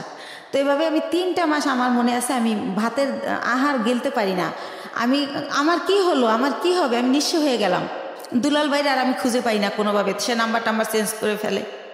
তো যাই হোক, তার বাড়ি ঠিকানা জানতাম, কিন্তু বাড়ি যাই আমি কি করব, কাকে বলবো, এটা সে তো বাড়িতে যায় নাই। তো যাই হোক, এভাবে গেল এই পাঠ। তো তখন আমার তো এই বাচ্চা দুইটাকে কিছু করে খাওয়াতে হবে ভাইয়া। তো তখন আমি চিন্তা করলাম, আমি এর আগে ওই যে বড় জমিটা যে কিনলাম তার পরপরই আবার একটা ছোট জমি কিনি, 5 কাঠার জমি, এটাও আমার এক চাচার থেকে কেনা। তো আমি চিন্তা করলাম যে এই 5 কাঠা জমি বিক্রি করে আমি কিছু একটা করি। তো তখন ওই 5 কাঠা জমি আমি বিক্রি করব, এখন আমি যাকেই ঠিক করি, যেই আমাকে জমিটা কিনবে, যে জমিটা অ্যাডভান্স করতে যায়, তাকে আমার বোন থেরেট দেয়, বড় বোন, যে ওই জমি কিনলে তোর পা ভাঙা হাতও ভেঙে ফেলবো। লাস্ট পর্যন্ত আমার সৎ কাকা কিনবে, কালকে আমাকে 1 লাখ টাকা দিবে। আজ রাত 12টার সময় আমার কাকার নামে একটা মিথ্যা মামলা দিয়ে তাকে অ্যারেস্ট করানো হয়। তো এটা কেন করানো হয় আমি কোনোভাবে জানতে পারি না। তো একজনের কাছে জিজ্ঞেস করি, আমার বাবা মার কাছে জিজ্ঞেস করলে তারাও বলে না, তারা বলে আমরা জানি না। তো তখন শুনতে পারি যে জমি আমার বোন কিনবে, বাইরে বেচতে দেবে না সেজন্য। তো তখন আমি বাধ্য হয়ে আমার মাকে বলাই যে তাহলে বরাপারে বলো আমার জমিটা কিনতে। তো এর মধ্যে আমি শর্টকাট খুলে একটুখানি বলি, আমার বড় দুলাভাই বাংলাদেশের 20 জন ধনীর একজন, উনি বিশাল বড় লোক। তারপরে আমার ইমিডিয়েট যে ছোট, সে সৌদি আরবে বিজনেস করছে 25 বছরের মতো, সেও অনেক ভালো অবস্থায়। তো এরাও কিন্তু বড় লোক। তো আমার সেজো ভাইটাও মালয়েশিয়াতে ইঞ্জিনিয়ারিং পোস্টে গেছে, সেও অনেক টাকার মালিক, আল্লাহর রহমতে অনেক ভালো পজিশন তার।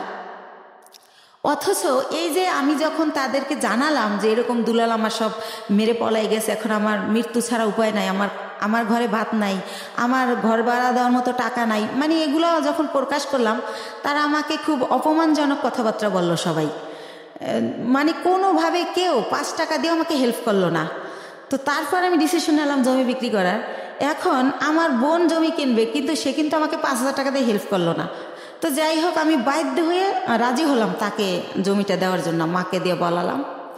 তারপরে আমি গ্রামে গেলাম, তারপরে সে একজনকে দিয়ে জিজ্ঞেস করাইলো আমি জমির দাম কত চাই। তা আমার মা আমার শিখিয়ে দিল, তুমি বললো যে আপা তোমার যা ইচ্ছে তাই দিও, তাহলে তুমি বেশি পাবা, দাম টাম চাইও না। তো আমার মার কথাই আমি আমার বোনকে বলি, ওই যাকে দিয়ে বলায় তাকে বলি। তো পরের দিন আমাকে রেজিস্ট্রি করতে নিয়ে যায়, আমাকে কিন্তু 1 টাকাও দেয় নাই, বা কতটুকু জমি বা কত দাম কিছুই বলে না। তো ম্যাজিস্ট্রেট যখন জিজ্ঞেস করে আমি বলি যে হ্যাঁ টাকা বুঝে পাইছি। তো উনি আসার পর আমাকে মাত্র 1 লক্ষ টাকা দেয়, দিয়ে বলে যে তোর জমির দাম হচ্ছে 2,35,000, তো আর 1,35,000 টাকা আমি 15 দিন পরে দেব। তো আমি 1 লাখ টাকা নিয়ে ঢাকায় চলে আসি। কিন্তু ওই যে দুলাল আমার টাকা দেয় না, আমি বাসা ভাড়া ছিলাম, ওই বাসা ভাড়া বেজে যায়, তারপরে ঋণ করে খাই ফ্রেন্ডদের কাছ থেকে, ছেলের খরচ করি স্কুলের।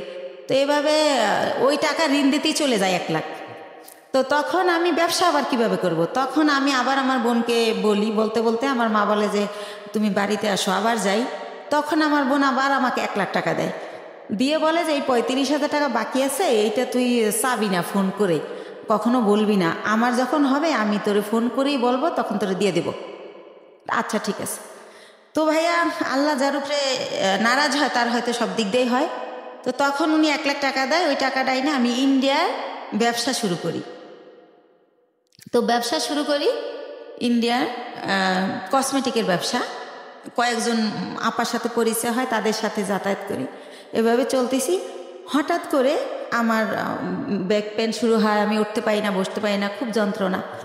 তো বাংলাদেশে যখন ডাক্তার দেখাই, দেখাতে দেখাতে পরীক্ষা নিরীক্ষার পর যেটা বলে যে আমার একটা কিডনি ড্যামেজ হয়ে গেছে।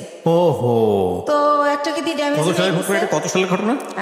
এটা হচ্ছে 13 সালের ঘটনা। 13 সালের ঘটনা। তো ড্যামেজ, তখন তো আপনার জাহিদের সঙ্গে যোগাযোগ সম্পূর্ণ কোথায় আছে কি করছে কিছু জানি না। তো তখন আমার ড্যামেজ হয়ে গেল। তো আমার আত্মীয় স্বজনকে আমি ব্যাপারটা জানাই, মানুষ দিয়ে জানাই, কিন্তু ভাইয়া কষ্টের কথা হলো আমার এক সৎ ফুফুর ক্যান্সার হয়েছিল, তাকে কেমো দেওয়ার জন্য আমার বোন প্রতি মাসে তার কেমোর খরচটা দিত, কিন্তু বাইরের মানুষের দেয় যে ওর মেয়ে বিয়ে হয় না, বিয়ে দিয়ে দেয়, যার যা লাগে দেয়, কিন্তু সে আমাকে কোনোভাবে হেল্প করলো না। হেল্প না করলে আমার যে পুঁজিটা ছিল ওইটা দিয়া, আরেকটু বলি, তো বাংলাদেশে বলে ড্যামেজ হয়ে গেছে, তো আমার অনেকে বলে যে ইন্ডিয়ার ডাক্তার ভালো, ইন্ডিয়াতে দেখাও। তো ইন্ডিয়া দেবী সেটি নামের একটা হসপিটাল মুকুন্দপুরে, সেখানে আমি দেখাই। ডক্টর বুজুরিয়া, উনি কিডনি বিশেষজ্ঞ ছিলেন। তো উনি পরীক্ষা নিরীক্ষার পর বলে যে আপনার কিডনি ড্যামেজ হয় না, এটা মিথ্যা রিপোর্ট, আপনার কিডনি ছোট হয়ে গেছে, একটা কিডনি একটু ছোট হয়ে গেছে, আপনি বেশ কিছুদিন অনাহারে ছিলেন, খাবার দাবার খাইতেন না, সেই জায়গার থেকে এটা হয়েছে। তো আপনি ঠিকমতো খাবেন, পানি খাবেন, আর প্রস্রাবে ধরলে লেট করবেন না, আর ওষুধ দেয় 3 মাসের। তো 3 মাস ওষুধ খাওয়ার পরে আল্লাহর রহমতে মাত্র 2টা আইটেম ওষুধ দেয়, কিন্তু আমি 3 মাস পর আল্লাহর রহমতে ভালো হয়ে যাই। তো ভালো হয়ে যাই, এরপরে ওই যে 1 লাখ টাকা বাকি থাকে আমার বোনের কাছে, সেই 1 লাখ টাকাও তো আইনে এই যে চিকিৎসার কারণে প্রায় শেষ। তো তখন আমি 35,000 টাকা পাই, ওইটা চাই, ওইটা চাইলে সে একেবারে না করে দেয়, সে বলে আমি টাকাই পাবো না। তখন আপনার কাছে দুটো সন্তান? হ্যাঁ, এবং আমার কাঁধে 2টা সন্তান, ইভেন্ট আমার মা চাইলেই আমারে চালাতে পারে, আমার মাকে আমার ভাইয়ারা টাকা দেয়, এবং সেও না করে দিয়েছে, সেও কোনোভাবে আমাকে হেল্প করে না। সে মানে সেই তো নিষেধ করছিল যে 35,000 টাকা চাবি না, আমি ইচ্ছা মতো দেব, অথচ আমি যখন 6 মাস পরে আমার চলতেছে না তখন চাই, তখন সে অস্বীকার করে। আর একটা কথা ভাইয়া, সে হচ্ছে বাইরে আমার এই জমিটা যারা কিনতে চাইছে তারা 5 লাখ টাকা দিতে চাইছে, 5 কাঠা 5 লাখ, কিন্তু আমার দিবে 2,35,000। তারপরও আবার এই 35,000 টাকা সে না স্বীকার জান। আমি বলি আপা তুমি তো মিথ্যা বলো না, মনে হয় ভুলে গেছো, মনে নাই, একটু মনে করে দেখো। সে আমারে অখাদ্য ভাষায় গালাগালি করে, ওই টাকাটা আর দিলই না। তো এইভাবে যায়। আর একটা কথা ভাইয়া, সে তারা মনে হয় নাম কেনে, শববরাতের পরে টেরাক বইরা গ্রামে গ্রামে কাপড় লুঙ্গি সবাইকে দেয় প্রতি বছর। তো আমি হচ্ছে 2 বছর আগে, মানে আমার ছেলে তো এবার দিল ইন্টার পরীক্ষা, তো ইন্টার যখন ফার্স্ট ইয়ারে ভর্তি করবো আরে, তো ওই যে আমি অসুস্থ ছিলাম, আমার অনেক অভাব, তো তখন আমি ওরে বলি যে হচ্ছে আমার ছেলেরে ভর্তি করব কলেজে, ভর্তির তোরা হচ্ছে এমনি বলি ডাইরেক্ট যে তোরা তো সবাই জাকাত দেস, নাইলে তোদের জাকাতের টাকা থেকে আমার কিছু টাকা দে, আমার ছেলেটার ভর্তি করি। তো আমার 1 ভাই আর 2 বোনরে বলি। তো তারপর তারা করে যেটা জানায় যে হাদিসে আছে যারা ব্লাড কালেকশনের এদেরকে জাকাত দিলে জাকাত কবুল হয় না। এটা আমার জানা মতে এটা একটা ভুল ইনফরমেশন। এটা তো ভুল, জি, এটা আমিও জানি এটা ভুল, কিন্তু তারা এটা বলে। যাই হোক, তারপরে আমি যেমনি হোক ছেলেকে ভর্তি করি। তো এভাবে আবার ভর্তি করার পর বই কেনা হয় না দেখে ছেলে কলেজে যায় না, ছোট বোনের বাসায় একটা অনুষ্ঠানে যায়, সেখানে আমার যে ইমিডিয়েট বোনটা ও আসে। তো ওরে বলে যে তুই কলেজ যাওয়া শুরু করছিস? কয় না আম্মু তো এখন আমার বই কিনে দেয় না, এই জন্য যাই না, যাবো কয়েকদিন পরে। আম্মুর তো অনেক সমস্যা, কি যে করব, মনে হয় কি পড়াশোনার দরকার নেই, একটা জব নিয়ে নিই। তা আমি তো ছোট মানুষ, আমার জব দিব কে? আমার বোন উঠে বলে কি যে তোর মার এত সম্পদ আছে, তোদের কিসের অভাব, সম্পদ বেচা তোর পড়ালেখা কর, তুই বড় হলে চাকরি করবি। এত সম্পদ নাই ভাইয়া, মাত্র ওই যে বলছিলাম আপনারা যে 1 বিঘা জমি কিনছিলাম 45,000 টাকায়, ওইটা এখন হয়তো 15-20 লাখ টাকা দাম উঠছে বাইরে, কিন্তু আত্মীয়রা কিনলে আবার দিব আর দেখতাম। তো এছাড়া আর নাই। তো এটা বলে আমার ছেলে খুবই কষ্ট পায়। তারপর আমার বাসায় এসে বলে যে আমরা যদি না খাই মারাও যাই, বা তুমি যদি বিনা চিকিৎসায় মারা যাও, রাস্তায় আমি ভিক্ষা করব, কিন্তু তোমার পরিবারের কাছে আর কিছু বইল না। তোমার বোন আমাকে এই কথা বলছে। আমার ছেলে অনেক কষ্ট পাইয়া বলে। তখন আমি বলি থাক, এগুলো মনে থাকবে, তুমি যদি কখনো বড় হও মনে রাখবা যে কে কি করছিল। তো এইভাবে গেল। তো আমার এই হচ্ছে আমার বোনদের অবস্থা। ইভেন্ট তারা কোরবানি দেয়, আমার বড় বোন। এটা সবার জানা উচিত যে আসলে এরকম হয় না কি বোন বা ভাই বা পরিবার। আমার বড় বোন যেহেতু আমার বাবার দেশে অনেক জমি তার কেনা, সে কারণে সে কিছুদিন থাকে বরিশাল, কিছুদিন থাকে ঢাকায়ও তার বাড়ি। তো সে ঢাকায় একটা গরু কোরবানি দেয়, একটা দেয় হচ্ছে আমার বাবার বাড়িতে, একটা দেয় আমার গ্রামের এক কিনারে হচ্ছে একটা হাই স্কুলে বিলিয়ে দেয়। অথচ আমি আপন বোন, আমারই কিন্তু 2 কেজি গোশ দেয় না যে আমার বাচ্চারা কি খাবে। বা এই যে গ্রামে বইরা ট্রাক বইরা কাপড় দেয়, কোনো সময় বলে না 2000 টাকা দিলাম তোর 2 ছেলেরে 2টা শার্ট কিনে দিস, কখন এটা তারা করে না, এই হেল্পটা তারা করে না। আমার অনেক কষ্ট, তো এই জন্য তাদের কাছ থেকে আমি একেবারেই দূরে আছি, কথাবার্তা বলি না। আর একটা কথা বলি, 3 বছর আগে একবার ঈদে দেশে গেছি, তো লঞ্চ স্টিমারে আমরা আসি, তো ঈদের সময় খুব ভিড় থাকে, আর ওই সময় কেবিনে অনেক বেশি ভাড়া নেয়, তো একটু কমলে ভিড় আসবো। তা আমি শুনি আমার মা কাজের মেয়েকে বলে, আমার বাড়িতে সবাই কাজের মেয়েরা কাজ করে, আমার মা বোঝে না যে আমি পিছনে, কাজের মেয়েকে বলে একটু কষ্ট করে কর, কি করবি। আমি ভাবছি আসছে 2 দিনের জন্য, 15 দিন হয়ে গেছে এখনো যায় না, আল্লাহই জানে কবে যাবে। মানে আপনার মা এটা বলছে? আমার মা বলে আমি 2 ছেলেকে নিয়ে বেড়াতে গেছি সেজন্য, তো আমি যে ভিড়ের জন্য ছেলেকে নিয়ে রিক্স যদি লজ ডুবে যায় সেজন্য আসতেছি না, কিন্তু আমার মা কাজের মেয়েকে এই কথা বলে, আমি নিজের কানে শুনি। তো এইটা শোনার পরেই আমি বলি যে রওনা করি, যে আমি বাবা চলো আমরা এখন চলে যাব। তো আমার আব্বু বলে যে এখন তো লঞ্চের টাইমও না, স্টিমার টাইম নেই, কিসে যাবা? তো আমি বলি আমি বাসে যাবো। কয় বাসের টিকিট আগে কাটতে হয়। আমি কই হাইটা যাবো ঢাকা। তো যাই হোক আমার আব্বা আটকায় যে কাল সকালে যাই হোক, তো পরের দিন আর কি ঢাকা চলে আসি। তো যাই হোক এইভাবে গেল। এখন যেটা আসি সেটা হচ্ছে আমি তো তারপরে কি করব, আমার ওইভাবে আমি কিছু এনজিও থেকে ওই যে লোন দেয় আর কি, ওই এনজিও থেকে আশা বেরাক, ওইখান থেকে। এর মধ্যে আপনার হাজবেন্ডের সাথে কোনো যোগাযোগ নেই? না, কোনো যোগাযোগ নেই। ওকে। বা সে যে তার যে বাচ্চা আছে তার খবরও সে নেয় না, কোনোভাবেই না। তো আমি লোন তুলে তো ব্যবসা শুরু করি, কসমেটিক্সের ব্যবসা ইন্ডিয়া থেকে আইনা দোকানে দোকানে দেই, কিছু লাভ থাকে, ভালোই থাকে, চলতে পারি বাচ্চাদের নিয়ে। তো এভাবে এই ব্যবসা করতে থাকি। তো একা একা মাসে একবার ছেলেকে নিয়ে যাই, একবার আমি একা যাই, যেহেতু ছেলে পড়াশোনা করে, ছেলে তো সবসময় নেওয়া যায় না। তো এভাবে চলতেছি ভাইয়া, লোন টোন তুলে ব্যবসা করতেছি। তো এর মাঝে আবার কি হয়, আমার অনেক আগে আমার পায়ে একটা প্রবলেম হয়েছিল, কেউ একজন আমাকে মেরে এই গিটটা লড়াই দিছিল পায়ে, তো তখন ভালো হয়ে গেছিলাম। তো সেটা হচ্ছে কে একজনকে আমি নামই বলি, ওই যে আমার ভাই, যখন আমি তার একটু গালাগালি করছিলাম যে আপনি আমার টাকা দিয়ে ফ্ল্যাট কিনছেন আর আমার এখন ভিক্ষা করতে হবে, আমার কিচ্ছু নাই, আমি বাচ্চাদের নিয়ে কোথায় দাঁড়াবো।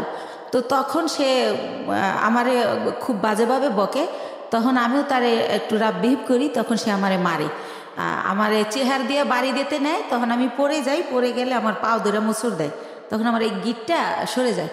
তো তখন আমি অনেক কান্না করি, আমার ছেলে খুব চিৎকার করে কান্না করে, আমার ছেলেকে আমি এত আদর করি, মানে কি বলবো, আর আমার ছেলে ওরকম। তখন বলে বাবা তোমার আম্মু নাটক করতেছে, অত ব্যথা পায় নাই। তখনও বলে না মামা আমার আম্মু সত্যি ব্যথা পাইছে, ও খুব কান্না করে। তারপর আমার সুমানা হসপিটালে নিয়ে গেলে ডক্টর জিজ্ঞেস করে এটা কিভাবে হলো, তখন আমারে মাপ চায়, দূরে থেকে হাত দিয়া, যে বলিস না, মাপ চায়। তো তখন আমি কি বলবো, তখন আমি ব্যাপারটা না বলে তো ডক্টর বুঝবে না, তখন আমি বলি কি আমার হাজব্যান্ড আমাকে এভাবে মারছে, আসলে তো হাজব্যান্ড না, হাজব্যান্ডের সাথে আমার যোগাযোগই নেই। তো এইভাবে ওই ব্যথাটা ভাইয়া হঠাৎ করে, যেহেতু ইন্ডিয়া যাতায়াত তো জানেন অনেক ঘন্টা বাসে বসে থাকতে হয়, তো অনেক ঘন্টা বসে আবার আসতে হয়, সে কারণে কি না হঠাৎ করে আমার ওই বাম পাটা আবার প্রচণ্ড ব্যথা। তো আমার ছেলে আমাকে নিয়ে সরর দিতে গেল, ইয়াতে গেল, পঙ্গুতে গেল, তো তারা আবার রেফার করলো নিউরোলজি হসপিটালে। তো নিউরোলজিতে আমাকে বললো এমআরআই করতে হবে। তো এমআরআই ওইখানে সরকারি এমআরআইতে ফি কম, কিন্তু 15 দিন পরে সিরিয়াল পরে। তো এই 15 দিন তো আমি সহ্য করতে পারবো না, আর আমি বেকার থাকলে আমার বাচ্চারা কি খাবে। তখন আমি বেসরকারি ইয়াতে পপুলারে যাই, ওই পপুলারে আমার থেকে 13,000 টাকা নেয় এই টেস্টটার জন্য। তো এইভাবে আমি টেস্টটা করার পরে তারা বলে যে আমার ওই যে পুরানা যে মোচড় দিছিল সেইখানকার একটা আঘাত আছে রগে, ওই কারণে আমার এই প্রবলেমটা হয়। তো বইলা দেয় যে আমার হচ্ছে একেবারে 6 মাস বেড রেস্ট, সোজা শুয়ে থাকতে হবে, আমি যদি সোজা শুয়ে না থাকি তাহলে আমার এই রগের প্রবলেম যাবে না। তো এইভাবে ইঞ্জেকশন দেয়, ওষুধ দেয়, কমে না, বলার পর এইটা বলে। তা আমি এতদিন যদি শুয়ে থাকি আমার বাচ্চারা কি খাবে, আমি ঘর ভাড়া দেবো কি দিয়া। তো তখন আমার বাচ্চা সবাই কাছে এটা বলে যে আমার মার এই অবস্থা, খুবই কান্নাকাটি করে, তার বাবার নাম্বার জানি কার কাছ থেকে সংগ্রহ করে তারেও ফোন করে, যে আম্মু এরকম হসপিটালে ভর্তি। তো কোনো জায়গা থেকে কেউই আসে না, আল্লাহর রহমতে কেউই হেল্প করে না। তো আমার পরিচিত যারা আর কি, যাদের সাথে একসাথে বিজনেস করতে যাই, ইন্ডিয়া যাই আসি, অনেকগুলো মহিলা, আমরা সবারই যার যার সংসারের প্রবলেম, তারা এটা করে থাকে। তো ওই সব আপারা আমার বলে যে বাংলাদেশে তো তুমি সুস্থ হইতে অনেক টাইম লাগবে, আর তোমার বাচ্চারা খাবে কি, তোমার আমরা কোলে করে শোয়াই বাসে করে ইন্ডিয়া নিয়ে যাই, হয়তো বা ইন্ডিয়া গেলে ভালো হবা। তো একটু তো আমার চলার ক্ষমতা নাহলে আমি ইন্ডিয়া কীভাবে যাব। তার মধ্যে একটা কথা বলি ভাইয়া, আমারে যখন ওই পপুলারে ওই একটা মেশিন মানে টলিতে শোয়াই দেয়, তো 2 জন নার্স কেউ আমাকে হেল্প করলো না। আমার ছেলেকে বলে কি উঠাই দাও তোমার মাকে। তা আমার ছেলে তো আর অত বড় না, সে আমারে তাও কিভাবে জানে আল্লাহ জানে, ও আমারে কোলে করে শোয়াই দেয়। তো ওইভাবে আমার এমআরআই যখন শেষ, আমি বের হই, তখনও কোনো একটা নার্স আমাকে ধরে না, বলে এই তোমার আম্মুকে নামাও। তো আমার ছেলে আমাকে জায়গায় নামাইতে গিয়ে ছেড়ে দেয়, মানে আমার ভার বহন করতে পারে না। তখন ভাইয়া ব্যথার মধ্যে আরও ব্যথা পাই। তো এত চিৎকার করতে থাকি, তখন ছেলে নিজের অপরাধী ভাবে যে আম্মা তো আর ব্যথা দিলাম। তো নরে ঠান্ডা করার জন্য আমি বলি না কিছু হয় নাই, এমনি তো আমার ব্যথা তো এমনিই করে, তোমার জন্য না। তো ও আবার আমার সরার দিতে নিয়ে যায়। নিয়ে গেলে কি হয়, ওখানে ইমার্জেন্সিতে একটা সাথে সাথে হাড়ের মধ্যে ইঞ্জেকশন দেয়। ওই ইঞ্জেকশনটা দিলে ব্যথাটা একটু কমে, ওইটা ও জানে, কয়েকবার নিছে। তো ও আমার আর ওই ইয়ে থেকে পপুলার থেকে বাসায় না নিয়ে যায় সরার দিতে। ওকে। তো ওই দিন এইভাবে যাওয়ার সময় যাই, যে সিএনজিটা দিয়ে নিয়ে যায়, তো ওই সিএনজি ড্রাইভারকে আমার ছেলে বলে, যেহেতু আমার ছেলে ছোট মানুষ, আমার বাসা থাকে তখন লেক সিটি হাউজিংয়ে, এ ব্লক রোড নাম্বার 1, ওই বাড়িতে থাকি। তো বলে কি যে আঙ্কেল আপনার গাড়ি কোন দিকের? তো বলে এই যে মোহাম্মদপুর 3 রাস্তার। তো বলে কি যে আম্মুরে তো প্রতিদিন সন্ধ্যায় ইঞ্জেকশন দিতে নিয়ে যেতে হয়, নিউরোলজিতে অথবা সরার দিতে, প্রতিদিনই মানে কয়েক ঘন্টা পরে জানি আমার ব্যথাটা বেড়ে যায়, আমার এটা মনে নাই। তখন বলে যে আপনি যদি নাম্বার দিয়ে যেতেন, ফোন দিলে আপনি এসে একটু নিয়ে যেতেন আমাদের, নাইলে আমি আম্মুরে রাইখা গাড়ি আনতে যাই, ড্রাইভাররা ভিতরে আসতে চায় না। তো এইভাবে ওই আমার ছেলে এই নাম্বারটা নেয় ওই ড্রাইভারের। তো তারপরে পরের দিন হচ্ছে আমার নিউরোলজিতে ওই যে রিপোর্ট নিয়ে যেতে হবে এমআরআই, যে আমার কী পজিশন দেখাইতে। তো উনি ফোন করে, আমার ছেলে আসে, তো যাই। তো গেলে কি হয়েছে, সরকারি তো সিরিয়াল থাকবেই। তো আমার ছেলে বলে আঙ্কেল আপনি কি একটু ওয়েট করে আমাদের নিয়ে যাবেন আবার বাসায়? ঠিক আছে বাবা নিয়ে যাব। তো উনি বসে, তো দেখি আধা ঘন্টা, তারপর আমার সামনে আরও 5 জন। তো আমি ফোন দিয়ে বলি যে ভাইয়া আপনি চলে যান, আমার অনেক লেট হবে। তো উনি বলে যে না আমি বসি, আপনি আবার পরে সিএনজি কোথায় পাবেন, তাছাড়া তো আমি আপনার সবসময় নিই, উনি ইচ্ছা করেই থাকে। তারপরে হচ্ছে এই লোকটা কি করে যে বসে থাকে। তো আমার যখন সব কাজ শেষ আমি আসি, তো আমি তো হুইল চেয়ারে থাকি, তখন আমি পায়ে হাঁটতে পারি না ভাইয়া, হুইল চেয়ারে আসি ওই গাড়ি পর্যন্ত। এখন ওই গাড়ি পর্যন্ত হুইল চেয়ার নামানো যাবে না, সিঁড়ি। তো সেজন্য আমার ছেলে তো আমার কোলে করেও নিতে পারতেছে না। তো আমার ছেলে বললো আঙ্কেল আপনি একটু আমার আম্মুর এক সাইড দিয়ে হাত ধরেন, আমি এক সাইড দিয়ে ধরি। তো এইভাবে আমার নিল। তা আমার বাসায় যখন নামাই দিল, আমি চিন্তা করলাম লোকটা প্রায় 1-1.5 ঘন্টা বসে ছিল। তো উনি তো এতক্ষণে অনেক টাকা মারতে পারতো। এমনি ওনার আমার যাতায়াত ভাড়া হয় 400 টাকা, নিউরোলজি থেকে আমার বাসা যেহেতু মোহাম্মদপুরে। তো আমি ওনার একটা 1000 টাকার নোট দেই। তখন উনি বলে আপা আমার কাছে ভাঙতি নেই, আমি প্রথম আপনাকে নিছি। তো আমি বলি ভাইয়া ভাঙতি লাগবে না, পুরাটাই আপনাকে দিছি, আপনি তো অনেকক্ষণ বসে ছিলেন। তারপর বলে থ্যাংক ইউ আপা, আসলে আপা আপনার মন অনেক ভালো, আমি যদি নিজের গাড়ি হতো আপনার ভাড়াই নিতাম না। এটা বলে উনি চলে যায়। যেহেতু আমার ডাক্তার বলে যে যতদিন অসহ্য ব্যথা না কমে প্রতিদিন সন্ধ্যায় ইঞ্জেকশন দিতে হবে, তো সে কারণে প্রতিদিন সন্ধ্যায় উনি এসে আমার নিয়ে যায়, এই সিএনজিওয়ালা। এর মধ্যে ভাইয়া বলে রাখে আমার ছেলের হচ্ছে ওই ইন্টারের পিটেস্ট পরীক্ষা। তো সে কারণে কি হয়, ছেলে যে টাইমে আমি আর ইঞ্জেকশন দিতে যাই ওই টাইমে ছেলের স্যার আসে। তো ছেলে উঠে দেয় যে আঙ্কেল তো দিয়েই যাবে, যেহেতু আঙ্কেল বাসা চেনে। তো এইভাবে উনি আমার দিয়ে যায় বিনামূল্যে ভাড়া দেই। তো এইভাবে হয়। তো যখন একটু আমি মোটামুটি দাঁড়াতে পারি, তখন ওই যে আপারা যাগোর সাথে ইন্ডিয়া যাই, তাদের সাথে আমি ইন্ডিয়া চলে যাই ওখানে আবার ডাক্তার দেখাই, অর্থোপেডিক। ওনারা আমার কিছু দেয়, ওইখানে থেরাপি দেয়, তারপরে মেডিসিন দেয়। তো মোটামুটি আল্লাহর রহমতে আমি যাই, কিন্তু হুইল চেয়ারে বলতে গেলে আসার সময় আমি হাইটে আসতে পারি। এভাবে আমি ভালোভাবে বাসায় আসি। তো উনি এখন তার আমি ইঞ্জেকশন দিতে যাই না, কিন্তু উনি এমনি ফোন দেয়, আপা কেমন আছেন, কই কী করেন, এরকম ফোন টোন দিতে থাকে। তো আমার যেহেতু অনেক ওইখান থেকে আমার মাল নিয়ে আসতে হয়, সেই মালগুলো আমার ভাইয়া মার্কেটে পৌঁছাতে হয়। পলোয়ালে, আপনার খদ্দর বাজার, এনএসকো টাওয়ার। শ্যাম্পু, সেন্ট, সোনো, এগুলো দিয়ে আপনার সংসার চলতো, মানে এই বিজনেস করে? জি জি জি, এইটা দিয়েই আমি চলি। তারপরে ভাইয়া ওই মালগুলো তো আবার পৌঁছাতে হয়, তো ওনারই আমি ফোন দেই ইন্ডিয়া থেকে এসে ওই মাল দেওয়ার জন্য। তো তারপরে এইভাবে ওনার গাড়িতেই এই মার্কেটেটা দেই, উনি ওয়েট করে, আবার ওই মার্কেটে যাই, উনি ওয়েট করে। তো এইভাবে পরবর্তীতে যখন আবার আমি ইন্ডিয়া যাই, তো যেহেতু ওখানে যাওয়ার পর ওই যে পাইপটা যে আগেরবার দেখাই আসলাম, তো ডক্টর বলে যে হচ্ছে কি ওই ওখানকার ডক্টরদের ব্যবহার এত সুন্দর। তো আমার এই মা করে কথা বলে যে মা আপনার কি এখন কি অবস্থা, কি জানতে চাই বলি। তারপর বলে মা আপনি 3টা দিন এবার এখানে থাকেন, 3 দিন যদি আপনার থেরাপিটা দেওয়া হয় এখানে, তাহলে আপনি 100% সুস্থ হয়ে যাবেন। আর যেহেতু আমি বলছি যে আমি এই কাজ করে খাই, তো যেহেতু আপনি একটা কাজ করে খান, তাহলে আপনি লেন্থি নেওয়ার দরকার নেই। তো সে কারণে আমি ওই থেরাপির জন্য 3 দিন যে থাকবো, সেই 3 দিন আবার আজকাল পর এরকম না ভাইয়া, গ্যাপ দিয়ে। তো এভাবে আমার প্রায় 10-11 দিন ভারতে থাকতে হয়। আচ্ছা। তো 10-11 দিন পরে যখন আমি বাংলাদেশে আসি, বাংলাদেশে ঢোকার সাথে সাথে ওনার খালি ওই মিস কল অ্যালার্টে ওনার নাম্বার, মানে যে ওনার নাম হাসান। আচ্ছা আচ্ছা, সিনজিওয়ালা ভদ্রলোকের নাম হচ্ছে হাসান। হ্যাঁ। তো উনি হচ্ছে এত আসতেছে ওনার মেসেজ, তো আমি আবার ভাইয়া বাসে উঠলে মাথা ঘোরে একটু, সেজন্য ফোনও ইউজ করি না, খুব জরুরি ছাড়া হ্যালো বলি না, ফোন থুয়ে দেবে আগে। তো এত SMS, তারপর আমি একটু ব্যাক করলাম যে ভাইয়া এতবার ট্রাই করছেন কেন? তো বললো আপনি কোথায় ছিলেন, মানে সে বলতেছে আর চিৎকার করে কাঁদতেছে, 11 দিন হয়ে গেছে আপনার কোনো খোঁজ নাই, আপনি কি মানুষ, আপনি এরকম পারলেন কি করে? উনি ওনার মতো বলেই যাচ্ছে ননস্টপ। তা আমি বলি যে ভাইয়া আমি তো ভাবছিলাম 2 দিন পর আসবো, কিন্তু আমার অসুস্থতার কারণে আমার 11 দিন লাগছে। হ্যাঁ, উনি বলতেছে আর কাঁদতেছে, ওনার নাকি অনেক কষ্ট হচ্ছিল, উনি খুব মিস করছিল, উনি আমার বাসার সামনে যে ঘুরে আসতো, এভাবে বলতেছে। আমি অবাক হলাম যে ওনার সাথে তো আমার ওরকম কিছু না, জাস্ট কয়েকদিন ওনার গাড়িতে চড়ছি, এই তো। উনি এরকম কেন করলো বুঝলাম না, আমি নিজে গাড়িতে বসে এটা ইয়ে করতেছি। তারপর ওই আপাদের আমার পাশে সাজেদ আপা বসা, ওনারে শেয়ার করলাম যে আপা এরকম। তা আপা বললো ওই লোকটা তোমারে ভালোবাসে। তাই বলি কি যে আমার যে 2 ছেলে, আমার যত ভালোবাসা তো ছেলেদের, আর আমি ছেলে ছাড়া জীবনে কিছু ভাবি না। দেখেন আজকে 8 বছর ওর বাবার সাথে আমার কোনো যোগাযোগ নাই, তারপরেও কিন্তু আমি এই ছেলেদের নিয়ে আসি। আর এখন তো ধরতে গেলে বুড়োই হয়ে গেছি, এখন আর ভালোবাসা টাসার কোনো দাম নাই।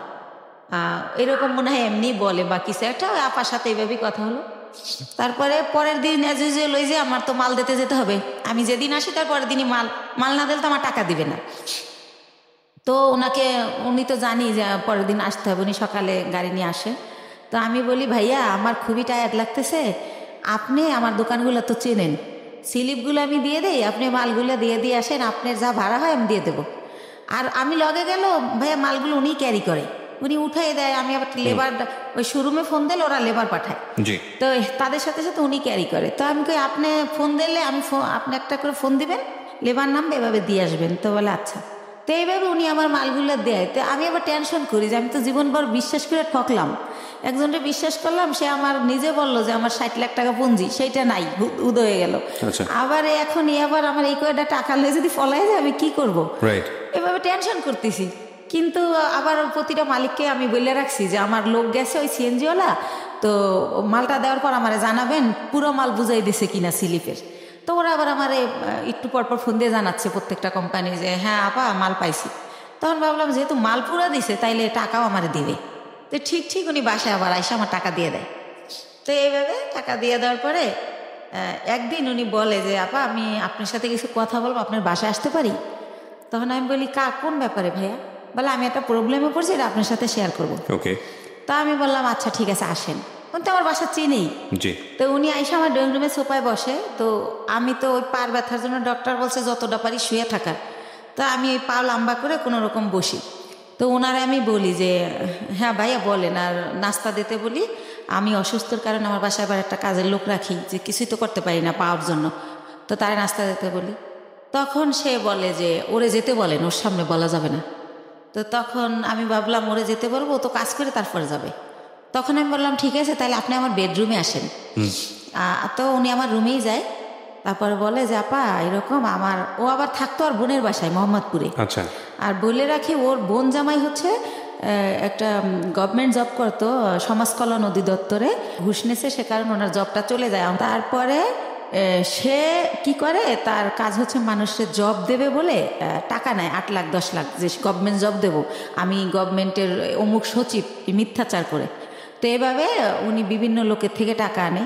তো এইভাবে ওই হাসান ওনাকে কয়েকজন লোকের থেকে টাকা এনে দেয়। তাই এখন উনি জবও দেয় না, টাকাও দেয় না, তারা হাসানকে খুব টর্চার করে, গ্যাঞ্জাম করে। তো এটার পরে কি করছে, হাসানের বোন আবার জব হয়েছে একটা পরিকল্পনায়, সে গেছে খুলনাতে। তো বোনের বাসা খালি, এ শুনেও আবার ওই খালি বাসায় আসে, আইসা থাইকে সিএনজি চালায়। এটা আমি আগে জানতাম, আমার কথায় কথায় বলছিল। তো ওই দিন যেটা নতুন বলে সেটা হচ্ছে যে ওরে নাকি ওর 2টা ফ্রেন্ড নিচে এসে ফোন দেয় যে তোর বাসা তো খালি, তোর বাসায় কি একটু আসা যাবে? তো উনি আমার যেটা বলছে, তা ওনারা বলে যে হ্যাঁ, ও বলে যে হ্যাঁ আয়, সমস্যা নেই। তো উনি যখন গেট খোলে, ওনারা থাকে 4 তলায়, তখন দেখে 3টে ছেলে সাথে একটা মেয়ে। তখন বলে মেয়েটাকে, কয় আমাদের ফ্রেন্ড। কয় তোরা মেয়ে নিয়ে আসছিস কেন? তোরাতে কেউ দেখলে, দারোয়ান টারণ দেখলে আমার বোন জামাইকে বলে দেবে আমার অবস্থা খারাপ। তো বলে না, তোরাতে কেউ দেখবে না, আমরা আবার আধা ঘন্টা পর চলে যাব। তো তারপরে নাকি তারা ওই সময় ওই ইয়াবা নাকি বাবা কি জানি বলে, ওইটা খায়।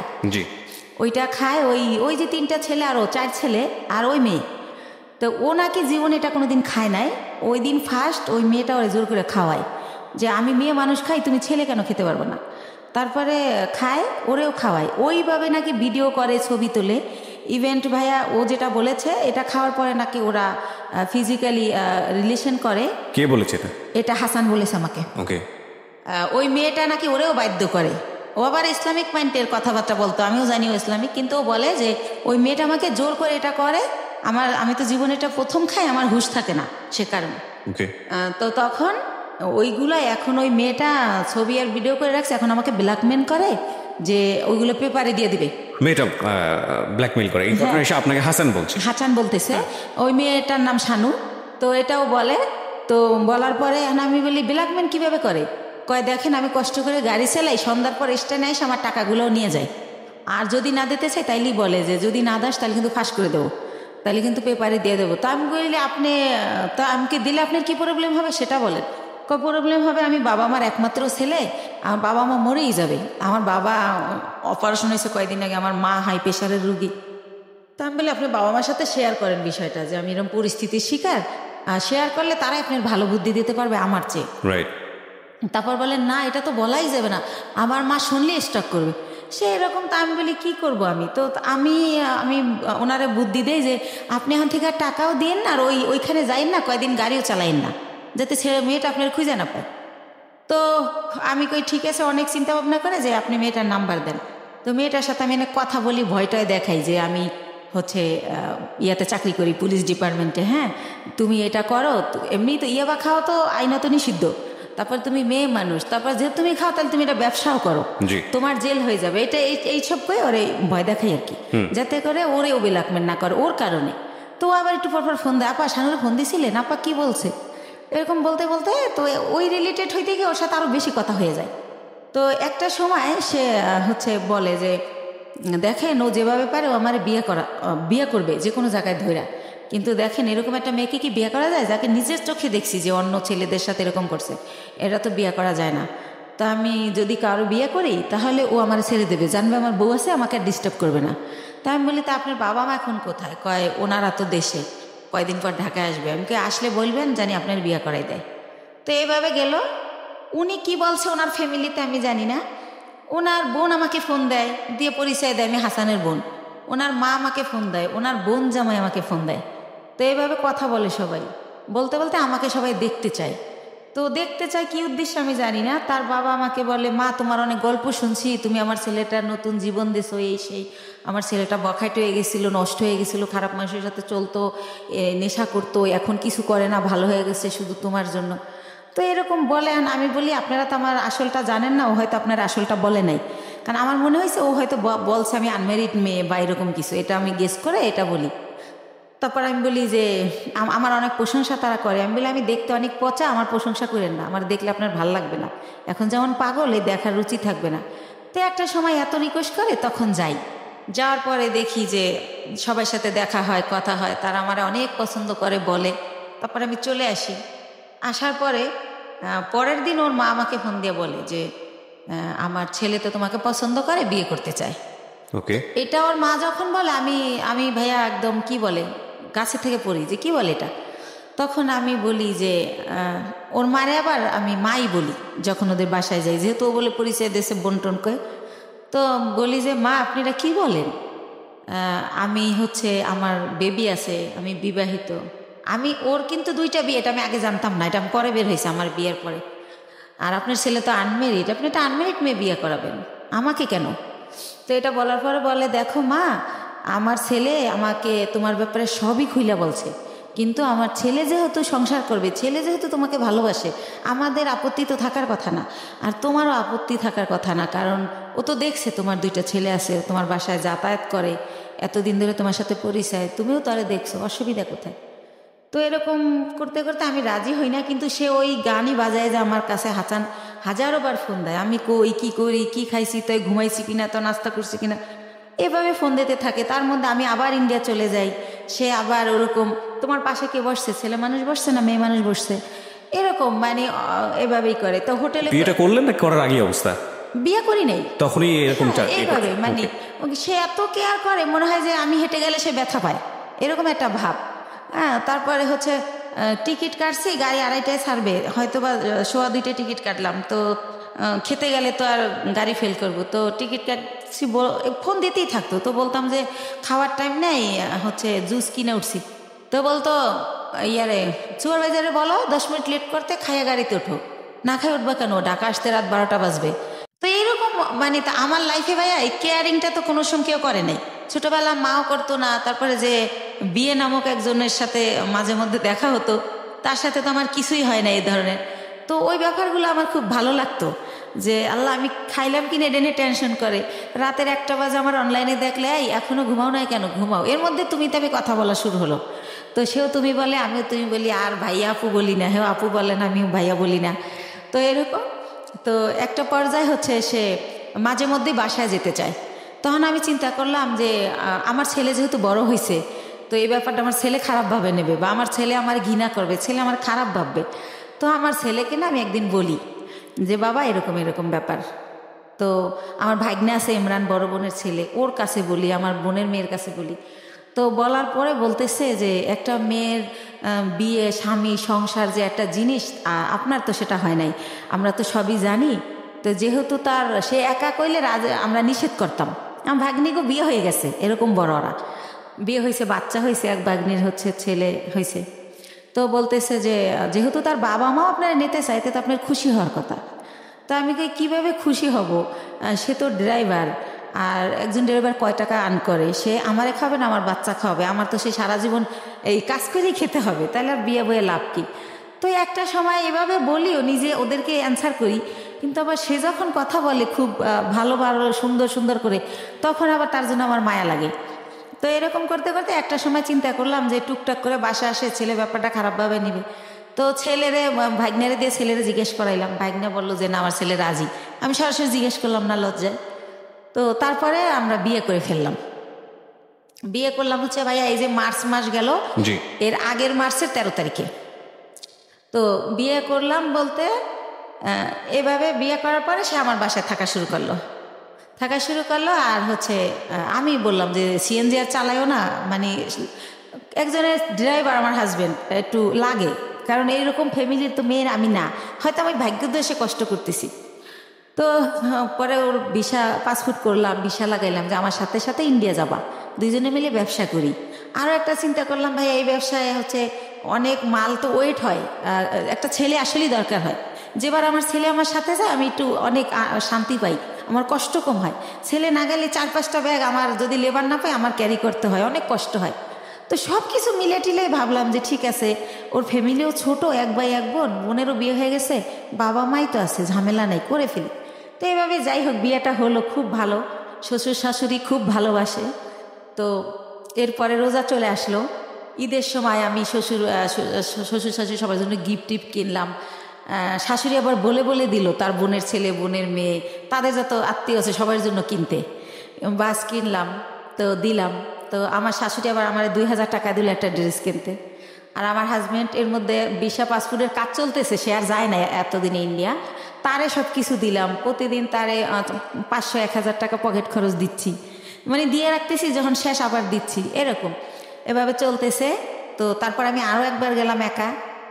তো এর পরের বার সে আমার সাথে গেল। তো যেহেতু সে আমার সাথে গেল, এখন যদি ভাইয়া যেখানে ব্যবসা করি সবাই আমাকে অনেক রেসপেক্ট করে। এখন যেহেতু তার ছবি আছে আমার কাছে, আপনারা চাইলে দেখতে পারেন। কাবিনটাও আমি নিয়ে আসছি, চাইলে দেখতে পারেন। 20 লক্ষ টাকার কাবিন করা হয়েছে আমাদের বিয়ের যে খরচটা ওটাও আমি দিছি, কারণ ওর তো টাকা ছিল না।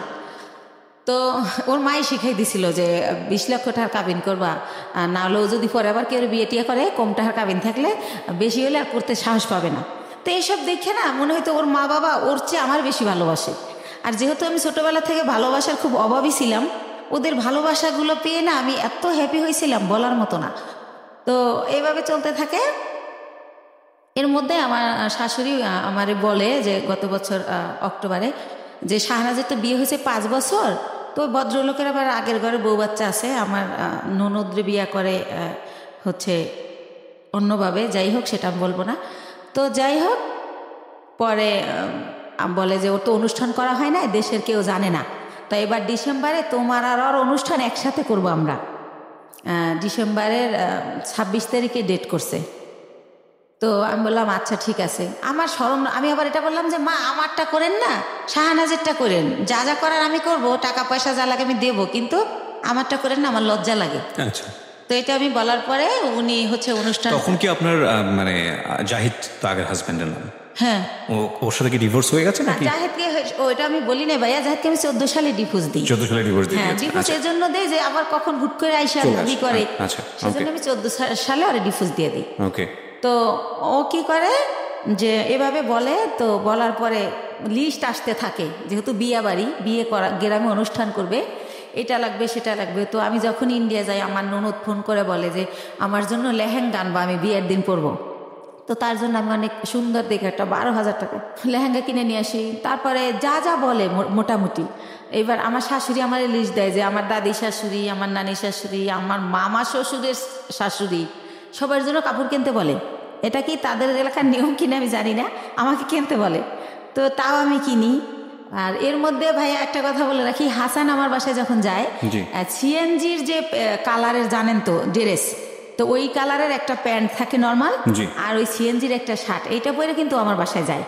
কিন্তু এর মধ্যে ওরে আমি অনেক প্যান্ট শার্ট, অনেক ঘড়ি, যা বলেন মানে সুন্দর দেখানোর জন্য যা যা প্রয়োজনীয়, কমপ্লিট স্যুট, শু, মানে ওর পুরো গেট আপ টেট আপ আমি চেঞ্জ করে ফেলি।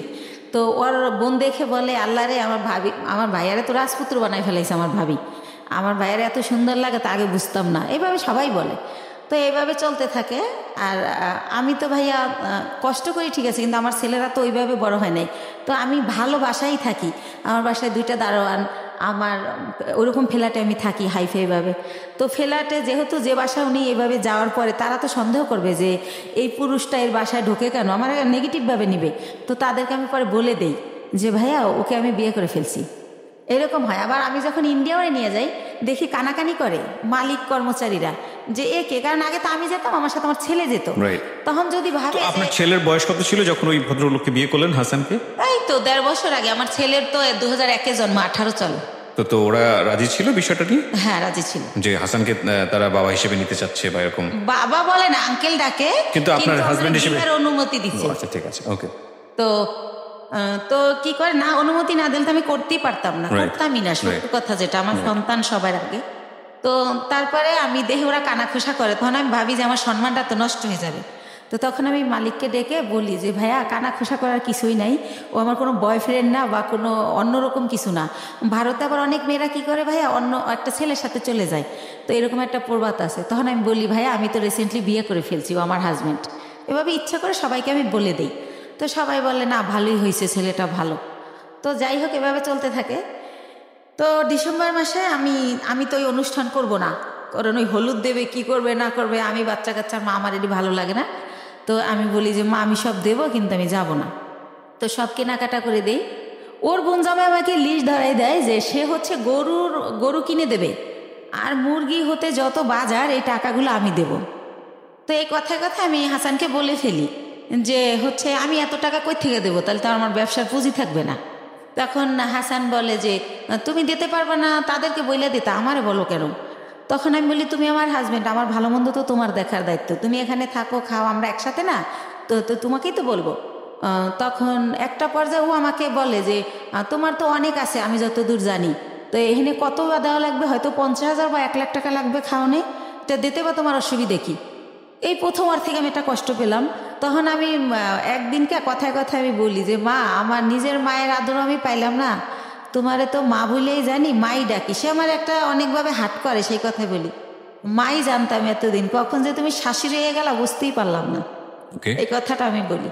বলার পরে বলে কি যে সত্য কথা বলে সবার কাছেই খারাপ লাগে, সেইভাবে রেগে রেগে বলে। তখন বলে এই শোনো, তুমি আমার ছেলেকে ইটালি পাঠায় দাও।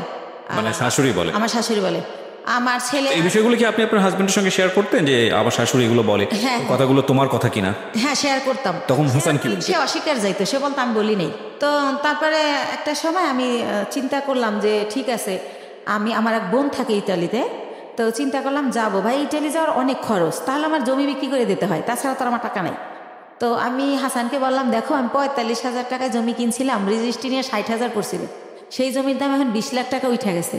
তো এই জমি যদি এখন আবার আমি বেশি, আমার বোন কিনবে, বাইরে বেচতে দিবে না, তা আমার হয়তো 10-12 লাখ বেচতে পারবো, তাহলে তো আমার সঞ্চয় শেষ। তারপর দেখা গেল আমি কোনো কারণে যেতে পারলাম না, তাহলে তো আমার কিছুই রইলো না। পাশে তুমি আমি এখানে ব্যবসা করি, ভালোই তো আছি, তো ইটালি যাওয়ার দরকার কি? তখনও বলে হ্যাঁ ঠিক আছে তাই করি, যাওয়া লাগবে না, বাদ দাও। আর বিদেশ কি ভালো নাকি? বিদেশ অনেক কষ্ট, ও বলে। হ্যাঁ, ও আমার সামনে এগুলো বলে, ওদিকে যাবার আর মায়েরে বলে যে ওরে বলো আমাকে ইতালি পাঠিয়ে দিতে। তো এটা আমি আর বুঝি না। তো একদিন আর মাই বললে ফেলে, আমি বলি যে তোমার ছেলে তো মা যেতে চায় না।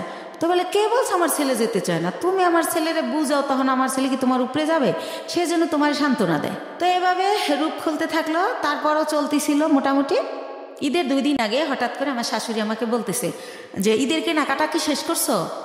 তো এর মধ্যে একটা কথা ফেলে গেছি, যেহেতু ভাইয়া ডিসেম্বরে ফেলে যায়নি ঠিক, সবাই আমি দিলাম সব কিছু। ইভেন শীত, দেশে মেহমান গেলে কই ঘুমাবে, সেজন্য আমি ইন্ডিয়া থেকে কম্বল আইনে দিলাম, ঠিক আছে, বড় বড় কম্বল। তো সব কিছুই তো দিলাম। তারপর তারা আমার কিছু দিল না, তাইলে এখন ঈদে আমি তার সব ফ্যামিলিরে কেন দিব? আর আমার কাছে অত টাকাও নাই, যেটা সত্য কথা। তো তখন আমি এবার ঈদে তাদের জন্য কোনো কেনাকাটা করি না, এই একটা কারণ। আর শ্বশুর শাশুড়িকে শুধু দেব। কিন্তু 22 যায় আমার শাশুড়ি আমাকে ফোন দিয়ে অনর্থক কথা শোনায়, অনেক গালাগালি করে। তখন আমি বলি মা এভাবে কথা বলতেছো কেন? তারপরে ভাইয়া ঈদের দিন সে সকালবেলা মার কাছে গেল আমার বাসার থেকে, যাওয়ার পরে সন্ধ্যাবেলা ওর বাসায় গেল, যায় বলতেছে যে আমি একটা ছেলে, আমার জীবনটাই ব্যর্থা, সিএনজি চালাইতাম তাই ভালো ছিল, একটা ঈদ গেল আমি বাবা মারে কিছু দিতে পারলাম না, এভাবে বলতেছে। সংসারের খরচ থেকে ও দিত আপনাদের? না, ও কই থেকে খরচ দিবে? ও জাস্ট একবার আমার সাথে ইন্ডিয়া গেছে, একবার আমার মালের সাথে ইন্ডিয়া গেছে, এই আমারে কোনো টাকা দিত না। আচ্ছা, আমার খরচই চলতো, ও আমার এখানে থাকতো, খাইতো, সবকিছু উল্টো। আরো ওর মার ওষুধ লাগবে, 2000 টাকা পাঠাও। ওর মা আবার বললো কি তোমার শ্বশুর একটু পর চা খায়, আমি লাকড়ির চুলা জ্বালাইতে পারি না। তারপরে আমি সিলিন্ডার গ্যাস কিনতে বললাম যে মা কত টাকা লাগবে? বললো যে 5,000। তো আমি ঢাকা জিজ্ঞেস করে দেখলাম 3,000, কিন্তু শাশুড়ি বললো 5,000। তো আমি 5,000 টাকা পাঠাই দিলাম। এরকমের যখন যা চায় আমি দিচ্ছি, কিন্তু তার ছেলে আন করতেছে না, বাট আমি যা লাগতেছে সবই দিচ্ছি, কোনো করতেছি না, যেহেতু আমি বলছি যে গাড়ি চালাইও না, সেজন্য। তো এভাবে চলতেছে। তো ঈদের 2 দিন পরে হাসান আমাকে বলল শোনো, তোমার একটা কথা বলি, তুমি যেহেতু 5 লাখ টাকা দিতেছো না, তাহলে যতদিন আমার এই চাকরিটা না হয় ততদিন আমি তোমার বাসায় আসতে পারবো না, এটা নিয়ে তুমি কোনো ঝামেলা করবা না। আমি বললাম বাসা আসবা না, থাকবা কোথাও? বা শাহনাজের বাসায়। আমি শাহনাজের বাসায় তো 2টা রুম, একটায় মায় থাকে, মুক্তা থাকে, আর একটা ওরা জামাইয়েরও থাকে, তুমি কোথায় থাকবো? কারণ মার সাথেই থাকবো। তো এরপরে ভাইয়া কি হয়, রাতে থাকে না, আসে 1000 টাকা 500 টাকা চায়, দেই, আবার চলে যায়। ও ট্রেনিংয়ে যাইতে নাকি লাগে, লাঞ্চ করতে লাগে, ট্রেনিং করায়, কোথায় আগারগাঁও কোথায় সেটা বলে। তো আপনি সংসারের খরচ চাইতেন না? এটা তো দায়িত্ব, মানে সংসারটাকে ভরণ পোষণ করা। কার? তা আপনার হাজবেন্ডের।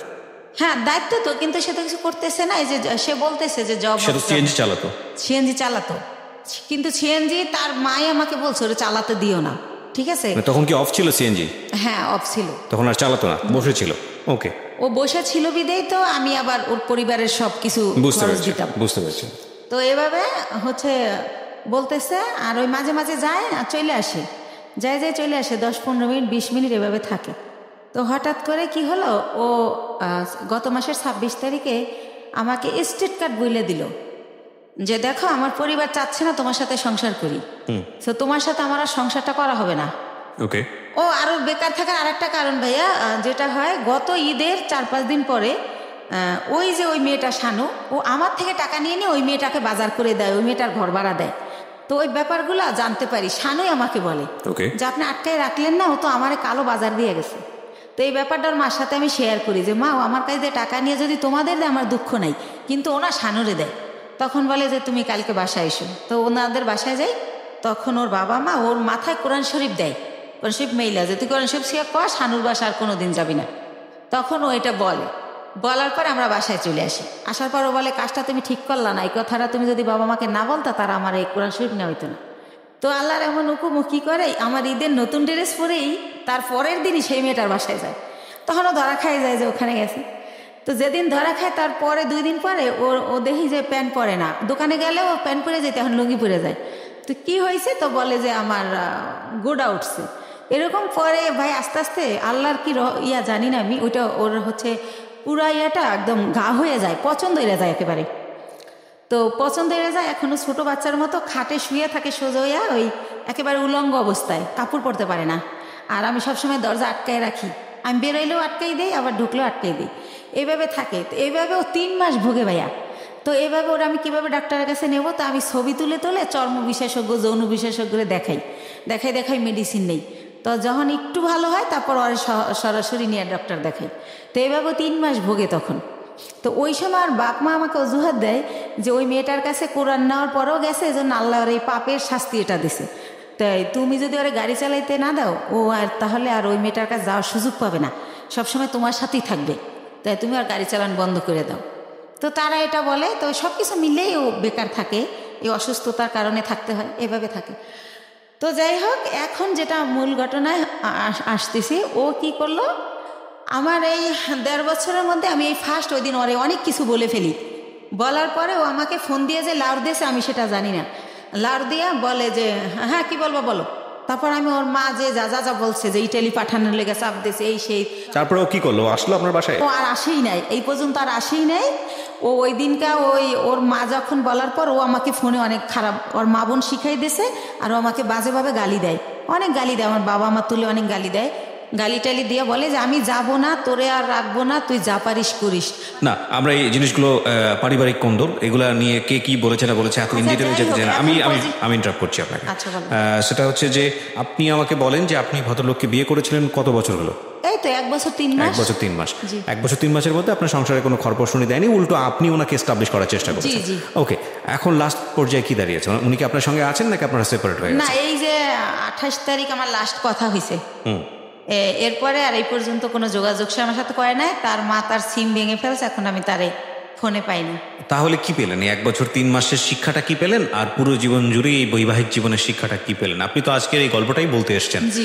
সবকিছু মিলিয়ে আপনি আমাকে এটা বলেন যে রেডিওতে এই গল্পটা আপনি কেন বললেন? আমি একটা মেসেজ পেয়েছি, সেটা আমি আমার মতো করে বলবো, বাট আপনি কেন আসলেন? আমি আসছি ভাইয়া যে আমি যদি আমার বাবা মা যদি যখন জানছিল যে ওই লোকটা আসলে জামাই হিসাবে না, তখনও যদি আমাকে বাদ দিত তাহলে তো আমার বেবিও হতো না। তারপরে যেহেতু আমার ভাই বোন সব এস্টাবলিশ, তাদের অনেক কিছু আছে, তারা বাইরে দেয়, কিন্তু আমি আমার বাচ্চা 2টা নিয়ে এত কষ্ট করি, এটা তারা চোখেই দেখে না। তাহলে এরকম যদি হয় ঘরে ঘরে যে কোনো ভাই বোন এক ভাই বোনটা হেল্প করবে না, তাহলে কেমনে হবে? তারপরে জীবনের প্রথম পার্টটা নিয়ে আমি শুধু এতটুকুই বলতে পারি যে আপনি অনেক দুর্ভাগ্যবান, এবং আপনার ফ্যামিলি আপনার প্রতি যেটা করেছে সেটা ভয়াবহ রকমের অবিবেচকের মতো কাজ করেছে। আপনার বাবা বেঁচে আছেন? জি, বেঁচে আছে। তো আপনার বাবা এই যে বড়টা ভুলটা করেছে সে ব্যাপারে কি বলে? আমার বাবা যখন জানে ওর ওই ব্যাপারটা, তখন আমার বাবা আর দিতে চায় না আমাকে, কিন্তু আমার বড় বোন আর আমার মা এটা জোর করে। আর আমার পরিবারে আমার মাই সব, আমার বাবার কোনো কথা থাকে না, মানে মা যেটা বলে ওইটা রাইট। আমার বাবা অনেক সহজ সরল, অনেক নরম। তাহলে এখানে আমার বাবা তো মনে করেন আজকে প্রায় 10 বছর সে কিছু করে না, রিটায়ার্ড, সে বেকার, তার তো কোনো দাম নেই। সেদিক থেকে তার ইকোনমিক সলভেন্সি যেহেতু নাই, তার কথার পাওয়ারও সেরকম নাই। এটা একটা মারাত্মক রকমের সমস্যা আমাদের সোসাইটিতে। অর্থের জোর সবচেয়ে বড় জোর। তো কিছুই বলার নেই আসলে। আমি আপনার মাকেও সম্মান জানাতে চাই, পরিবারের সবাইকে সম্মান জানিয়ে বলছি যে পরিবারের সদস্য যখন একজন খারাপ থাকে তখন বাকি সবারই পাশে দাঁড়ানো উচিত, এবং সেটা না দাঁড়ালে যেটা হয় যে উনি যখন পিছিয়ে পড়েন তখন পুরো পরিবারটাই আসলে পিছিয়ে পড়ে, হাজার হলেও সে আপনাদের বোন। এই জায়গা থেকে একটা বড় ভুল। আর দ্বিতীয়ত আমি মনে করি যে দ্বিতীয় ব্যাপারটা ছিল এক ধরনের ট্র্যাপে পড়া, ফাঁদে পড়া, আমি যদি ভুল না করে থাকি। আপনি কি ওনাকে এখনও আপনার লাইফে চান? আপনার যে হাজব্যান্ড যিনি হাসান, তাকে কি এখনও সংসারের জীবনে চান, নাকি আলটিমেটলি এখান থেকে আপনি একটা শিক্ষা নিয়েছেন যে না, আমার সেই মানুষটাকে আর দরকার নেই? কি বলবেন? শিক্ষা নিয়েছি, কিন্তু তারপরেও চাই, কারণ ভালো তো বাসি। একটা পুরুষকে যদি ভালোবাসার ওকেই বেসেছিলাম, বা ও ভালোবাসা যদি পাই, হয়তো খাওয়ান পরন দেয় নাই, কিন্তু সে ভালোবাসাটা মোর কাছ দিয়ে পেয়েছিলাম, সে কারণে ওকে পেতে চাই, কিন্তু জানি না হয়তো পাবো না। পুরো গল্পটা আমি খুব চুপ করে শুনছিলাম, আমি ভাবছিলাম আসলে গল্পের মেসেজটা আসলে কোথায়। মেসেজ আসলে সেই অর্থে নাই আজকের এই গল্পে। তবে একটা জায়গায় যদি একটু থামার চেষ্টা করি, আমরা যদি পজিটিভলি দেখি, সেটা হলো যেই ভদ্রমহিলা একটা সময় পর্যন্ত নিজে দাঁড়ানোর চেষ্টা করেছেন, যেভাবেই হোক না কেন গায়ে গতরে খেটে পরিশ্রম করে তিনি চেষ্টা করেছেন সংসারটাকে দাঁড় করানোর।